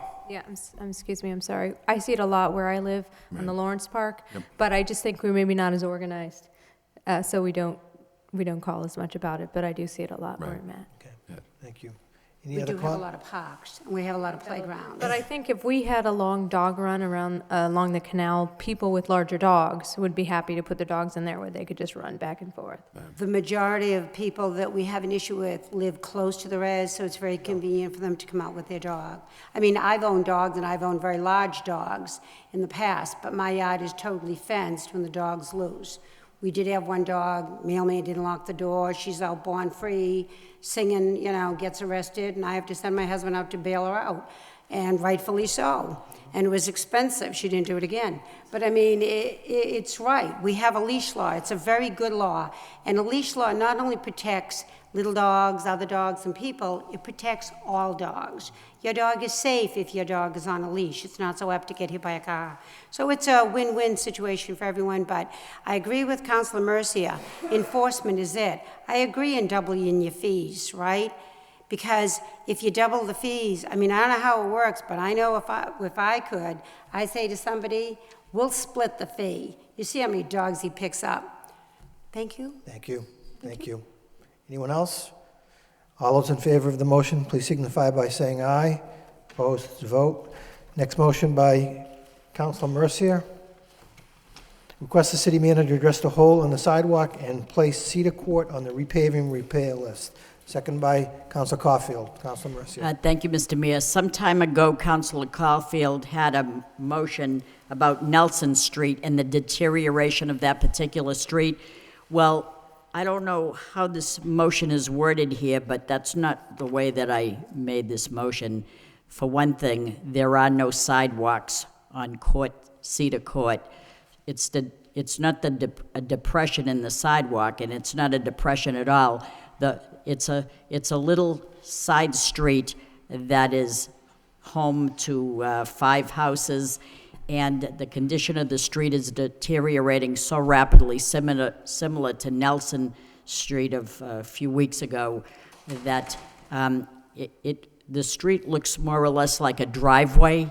So I think the people should, I don't know if it's even accepted by the city, for one thing, but they're entitled to have a decent street. It's falling apart something unbelievably. Okay. Manager Lynch. Council, we'll do some research on that. I do actually. I've seen some pictures that were taken just in the last day regarding Cedar Court. And I think actually one of the issues might be, as you've characterized it, that it looks like a driveway. Yes. May in fact be the case. It is not. It's not an accepted way. We know that. So the issue is, and I believe we'll have to do some research on it. It's usually a court. Tends to be a shared driveway. as opposed to a public way. So it's actually often cases referenced in deeds that the owners of the properties actually have ownership of that particular area. But we'll do some research on that. Do we plow it? Though that I don't know, and I think we probably are plowing a number of private ways in the city. I'm thinking if we can plow it, we can repair it. I'm sure they're taxpayers. We don't distinguish from, do you have a street that's acceptable, a driveway, a street? But thank you very much for your taxes. Thank you, I appreciate it. No, I understand the sentiments, and statutorily, we probably shouldn't be plowing it, and statutorily, we shouldn't be paving it, because actually it opens the door to having to pave and plow every private way in the city. Which we're probably doing anyway. And I'm not going to say, well, we're going to do this one, but not this one. Yeah, the newer ones, I'm sure we're not. It's probably the ones that have from years back that by tradition we've gone in and plowed. So that's we'll the do gist. some research on it, That's so the I'll look gist of into this it. motion. Okay, Thank you. Council Broderick? Thank you. Yeah, thank you, Mr. Mayor. I think it's important to find out if it's a private way. I know from my time on the planning board that many times a development was allowed based upon the fact that it was a hammerhead or a cul-de-sac, and the fact that it was going to be not built out to city standards, and that it was going to be retained by the builder and then transferred to the property owners with the understanding that they were going to maintain it. They were going to plow. They were going to bring their trash down to the bottom of it oftentimes and deal with where they were going to get their mail. So I have to respectfully disagree that if we do it once or do it for one by accident, we shouldn't do it for all. I think we should do it for none if it's not appropriate. If it's not allowed by law, we shouldn't be doing it. Are some going to be done by accident? Certainly. And perhaps maybe the city stat position and some of the things we can look at is where we probably are doing work that we shouldn't be. I mean, I could imagine people at home don't think we should be out taking care of people's private property or collect, this would probably be more like a covenant, homeowners association, whatever was formed at the time, should be restrictions on it in the deed and so on, and recorded at the registry and probably over at DPD. But we certainly shouldn't be going on private properties and repairing it because it looks like it might be a street. And whether we plow it or not, I mean, that's something that hopefully as we refine and look for our efficiencies and maybe it could be brought in and asked to be taken, taken by the city and become an accepted way. But if it's not, I'd have to respectfully disagree and say we shouldn't be touching it. It's not fair to everyone else. Certainly they pay taxes, but they pay taxes based upon the value, and I assume it's based upon what they have and what they're getting. And just like people that pay, buy condos, pay taxes, but they're not getting trash removal. But that's what they bought. It's really a homeowner's decision when they buy, and I think that we, as councils, we have to respect that we have certain boundaries and we have to stay within those. Thank you. Thank you. Anyone else on the motion? All those in favor of the motion, please signify by saying aye. Opposed is a vote. The next motion by Council Mercia. City Council requests the city manager have the proper department place an entering traffic sign in the vicinity of 919 Varnum Avenue near Duval Manor. Second by Council Broderick. Council Mercia. Thank you, Mr. Mayor. Some time ago, I suspended the rules and brought this in quite right after we did visit with the Duval Manor for their anniversary that they had, and residents there were telling me and some of my colleagues how unsafe it was for them to come out of the side of the Duval Manor into Varnum Avenue because around the corner is a bend. And when I talked about it at that time, nothing was done, so I figured it's better to put it in black and white so we don't forget, because sometimes when we suspend the rules, it gets lost. I hope that it doesn't get lost because the neighbors, the residents of Duval Manor had asked me to see if we could have the city cut down the city trees that are hindering their view from around the bend.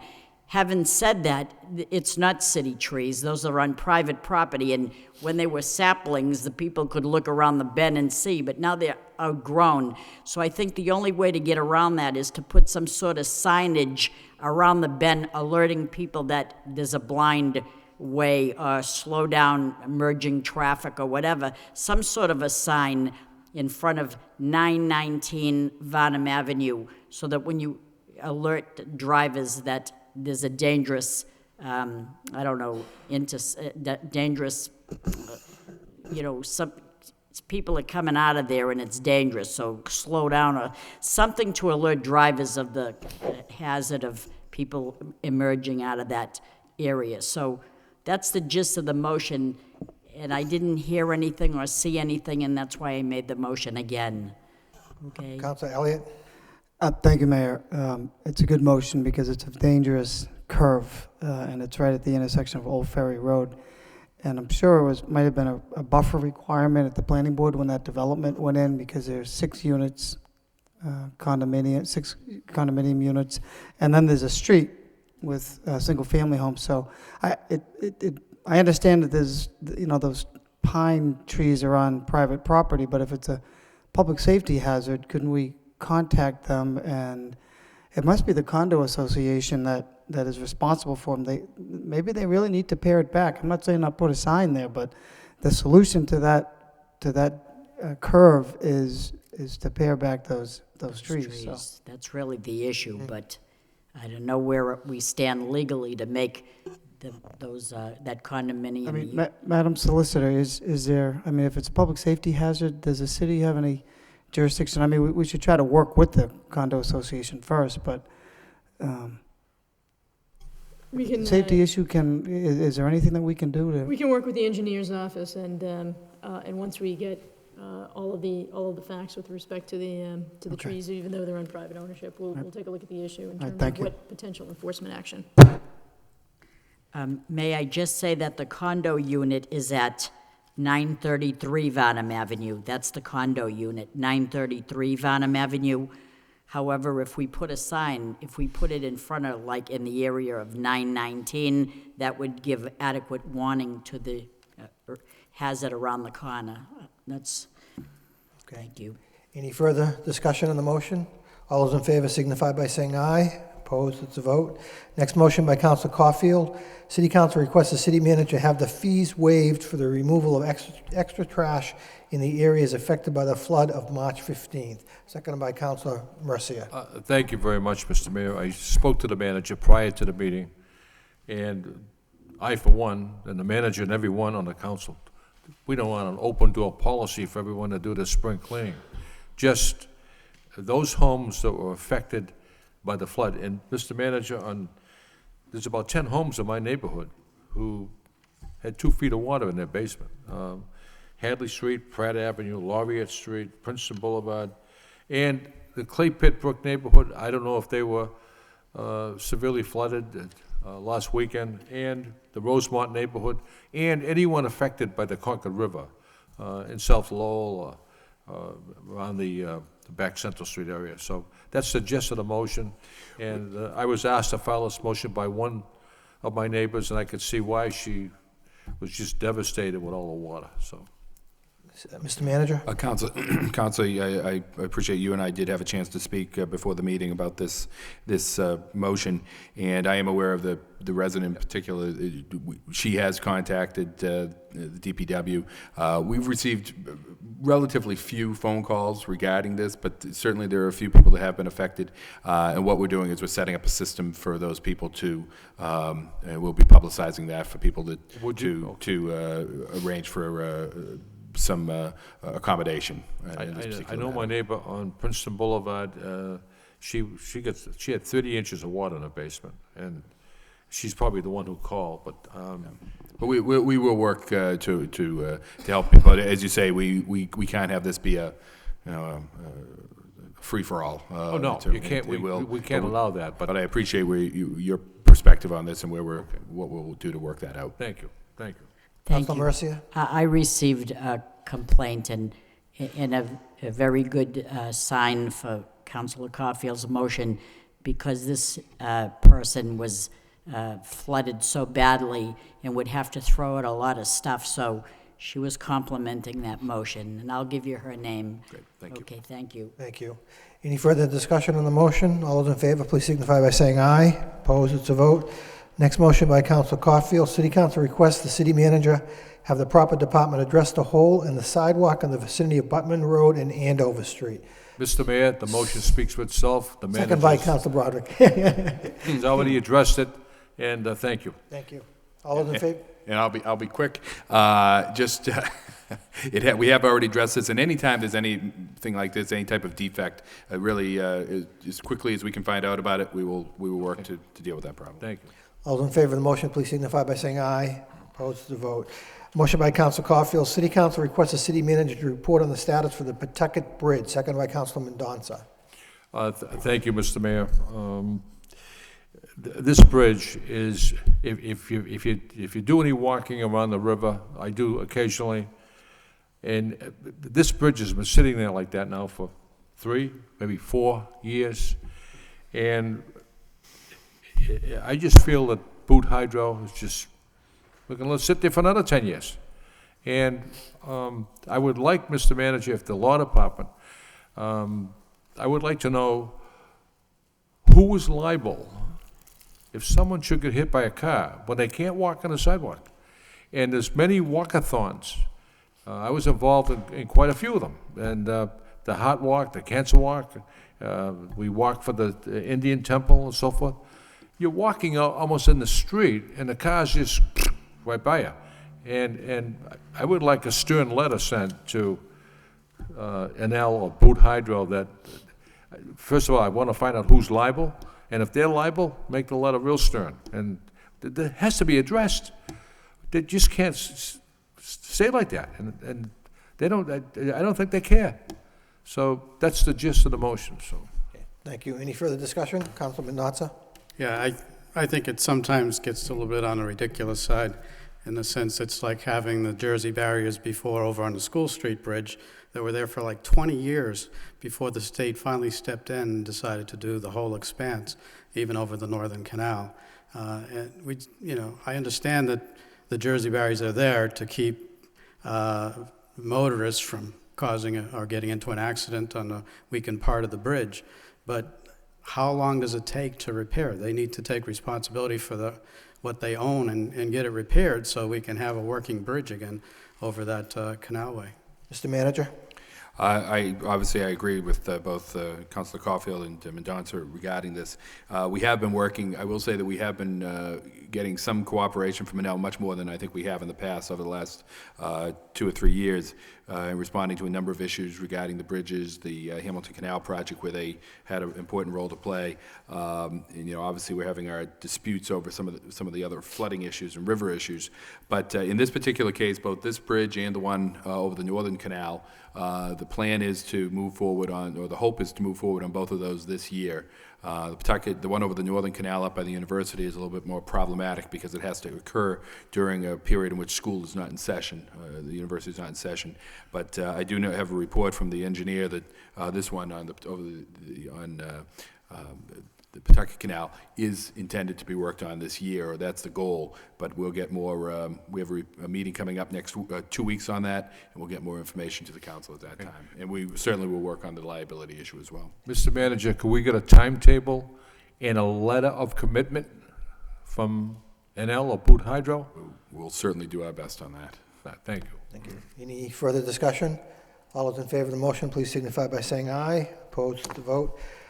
Council Caulfield, City Council requests the city manager provide a complete report on delinquent taxes, both residential and commercial. Second by Council Martin. Council Caulfield. Thank you, Mr. Mayor. I think the motion speaks for itself. The Lowell Sun printed, I think, about 20 delinquent tax people who haven't paid their taxes. So, Mr. Manager, if you can just give us a larger, probably 50 of the top delinquents, and that's the gist of the motion.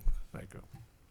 Mr. Manager? If I may be very brief, I actually have a slide over there, but given the lateness of the evening, I won't present it. We will, obviously it's not a problem showing the top 50 in each category.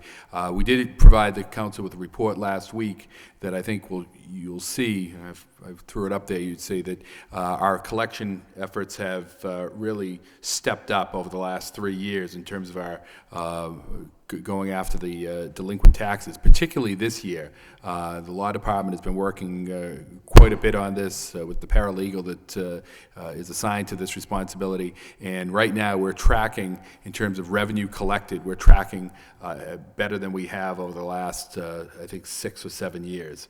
And we'll get that. I know it was in your packet last week. We'll get it back out to you again so that you can see that, because I think it does tell the story that we're not just sitting back and letting this occur. We are actually out there getting revenue in for the city and collecting these back taxes, and we intend to even step up that effort even more over the next few months. Mr. Mayor, just to finish up, I look at, there are some people who, because of the economy, are having a hard time. But there are many, like the dog ordinance, I don't care, I'm not paying it. And that's their attitude. And why should the taxpayers who are paying their bills take a back seat to them? Thank you. Thank you. Any further discussion on the motion? All those in favor signify by saying aye. Opposed to vote. Next motion, which has been jointly filed by Council Martin and Council Dakota. Motion, City Council requests the city manager to report on the feasibility of obtaining and possible uses for a Pepsi Supports Surrounding Towns grant. Second by Councilor Elliott. Councilor Martin? Thank you, Mr. Mayor. This actually comes by way of Jose Gabriel, one of the candidates for City Council who spoke earlier this evening. He works for Pepsi, brought it to my attention. Also, Councilor Dakota, I know he'd spoken to her. But Pepsi this year did not advertise in the Super Bowl, and instead are using that money to make available to cities and towns across the country. And so they have a grant program, and it's a pretty simple application. It doesn't seem to require a whole lot of effort or even a whole lot of specificity. But I know one of the questions in the grant application is your city or town experienced any sort of disaster lately? So I think given the issues we've had with flooding, it's maybe appropriate for that use or some other use.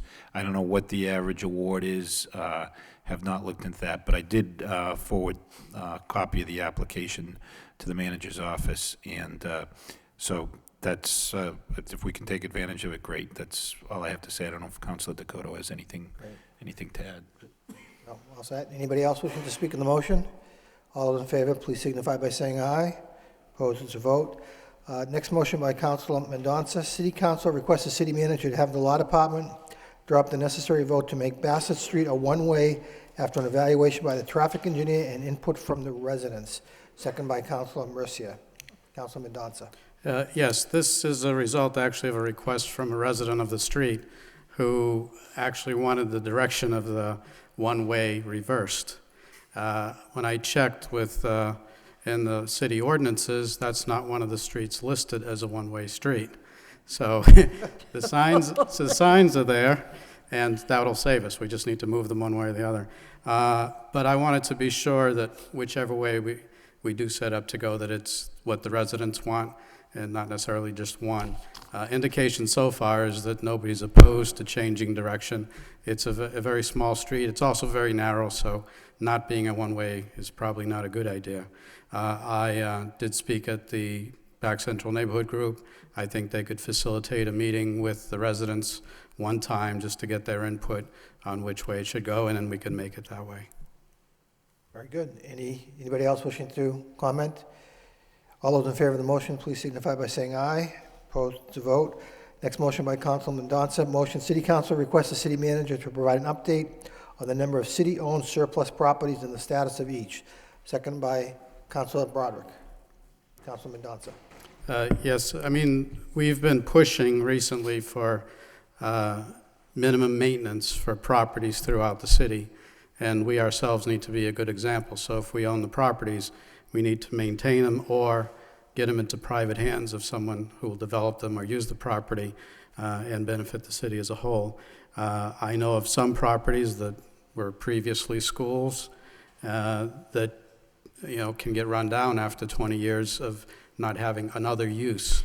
I'm not sure exactly how many properties that fall into this category, hence my request for a report so that I have an understanding, as obviously the rest of the council would from the report, how many properties there are and what ways we might benefit from releasing them or trying to get them into the private sector. I'm not sure of the status of the old Butler School, but that's one that is a very prominent location that comes to mind, that even if it's not surplus by the school department yet, I don't know if they've done that, that we get a status on that one as well. Thank you. Okay, thank you. Any other comments? Questions?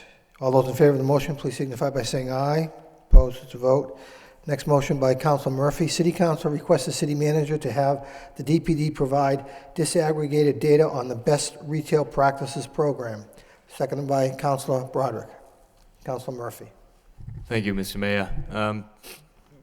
Back in January, I'd made a motion about expanding outreach to the neighborhood business corridors to achieve a more balanced kind of economic development here in the city. And last week, it didn't come up, but we did have an update from the planning department on the efforts that have been going on to step up participation among the various neighborhoods. And so this is just a simple request to break that data down into who's coming to the actual phase one, who's showing up, so that we have an idea of whether or not we have to work more on the outreach side of things to bring more people to the first phase, or whether we need to work more on the support side of things, on making sure that the businesses who come and are interested in the program are able to then move on to the second and third phases and really benefit from the program. So just a simple breakdown into where people are coming from, what neighborhoods. But I do appreciate the update. I do appreciate the stepped up efforts, which has shown 4 applicants from Centerville, 4 from the downtown, and 1 from Back Central who are online to participate in the program. And I'll certainly appreciate the report when I get it. Thank you. Thank you. Any other comments, questions? All those in favor of the motion, please signify by saying aye. Opposed, to vote. Next motion by Councilor Broderick. City Council requests the city manager to review the speeding and the potential mitigation thereof on Harlan Avenue. Second by Councilor Caulfield. Councilor Broderick. Thank you, Mr. Mayor. This motion, and we all get many of these calls, especially this time of year when kids are out playing and skateboarding and riding their bikes and balls bounce out in the street. Harlan Street is over in Belvedere, and it's used as a cut through this large neighborhood that runs down to the river behind it. And there's concerned parents that the speed, I guess, is excessive. Not sure exactly what we can do, but whether it's a matter of getting some people out there and let people know that they need to slow down and maybe, nip it in the bud, or if it's a signage issue, that maybe a stop sign needs to go at the end of a street coming up to enter Harlan, or slow children, whatever it happens to be. Mr. Manager, if we could get some type of suggestion from the either the police, traffic engineer, whatever seems to make sense, so that we can respond before there's some type of accident or tragedy. Thank you. Thank you. Any other comments, questions? All those in favor of the motion, please signify by saying aye. Opposed, to vote. Last motion of the evening by Councilor Dakota. City Council requests the city manager to have the proper department review the timing of the pedestrian crossing signal at the intersection of Merrimack Street and Arcan Drive. Second by Councilor Murphy. Thank you very much. This is actually a twofold motion. On the local level here, this Arcan Drive and Merrimack Street, the impetus here, I drive by the City Hall about 10 times a day. And that first nice day, I saw people standing on the corner trying to cross. And then we were all parked waiting. They started to cross, and then the light turned green. And then half of them kept walking, and half of them walked back on the sidewalk. So I don't know if perhaps having a beeping signal, having a larger button like they have over by CVS, signage saying be careful when you're crossing here, because it's a problem when the weather's nice, this particular intersection, and a lot of them are children, so young adults are not paying as much attention, and the drivers are often also young adults driving through here, through the high school. And secondly, and I don't, if I need to make another motion, I can do this, but you probably remember last year we had several pedestrian accidents, and I want to make sure that doesn't happen again, and maybe we can refer to the Public Safety Committee and see if the police have any ideas for that this year. Okay. Thank you. Any other comments, questions? All those in favor of the motion, please signify by saying aye. Opposed to vote. I do have a request from Councilor Elliott to suspend the rules to bring up an issue regarding resin, but before we do that, we actually need a motion. 10 o'clock rule. Correct. Rule number 5 to go beyond 10 o'clock. So motion by Yes. Councilor Mercia, second To by go beyond it. Councilor Elliott to waive rule number 5 to go beyond 10 o'clock. All those in favor, please signify by saying aye. Opposed to vote. The chair recognizes Councilor Elliott for a suspension. Thank you, Mr. Mayor. The purpose of the suspension is just to bring to the attention of the manager and the solicitor an issue relative to sil resin, and I want to thank my colleagues because I do think it's urgent. The Motion to suspend, seconded by Councilor Mendonça. All those in favor of suspending the rules, please signify by saying aye. Opposed to vote. Councilor Elliott. Thank you. As we all know, in July of last year, the city was awarded $14.5 million for sil resin for a new technology to construct and expedite and the cleanup of that site. They have mobilized trailers, and EPA is about to embark on the construction phase. It's a very aggressive schedule. In fact, construction completion is supposed to be in the fall of 2010. In order to keep that timeline, the engineering firm, Novus Engineering, is looking to work 7 days a week. During the week, that would be till 10 o'clock, and on Sundays as well. The work does require drilling. There's a new system. It's called electrical resistance heating. They literally will be putting electricity in the ground to heat up the ground and get the VOCs out. Estimated they're going to take about 250,000 pounds of volatile organic chemicals out. Excuse me. So right now there's an ordinance on the book, and the purpose for the suspension is to look in to an exemption or to get some type of ruling as to allow Novus Engineering to have their contractors go in and be on the aggressive schedule and to put the construction of these wells, pipes above the ground, as well as a filtration system above ground to contain the air and any contaminants that may come out of these wells. So I know that's kind of a long-winded request, but it is urgent because they're looking to proceed with this as soon as possible. So motion to refer to the city manager's office in cooperation with the city solicitor's office to get a report regarding an exemption in order to carry out this work in a timely manner. I mean, I think there are some provisions. I spoke with the solicitor briefly. Okay. Because of the threat to public safety and the environment, but I just wanted to bring it forward to my colleagues. The other thing is to have a point of contact, certainly with the neighborhood organization.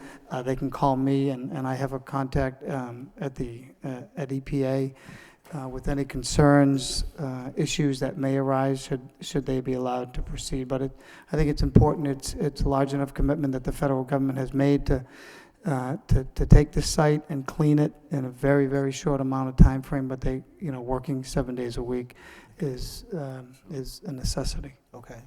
We have a motion on the floor, seconded by Councilor Dakota. Any discussion? Any further discussion? All those in favor of the motion signify by saying aye. Opposed to vote. Councilor Caulfield. Mr. Mayor, before we adjourn, Greek Independence Day, are they going to celebrate that Sunday? Yes.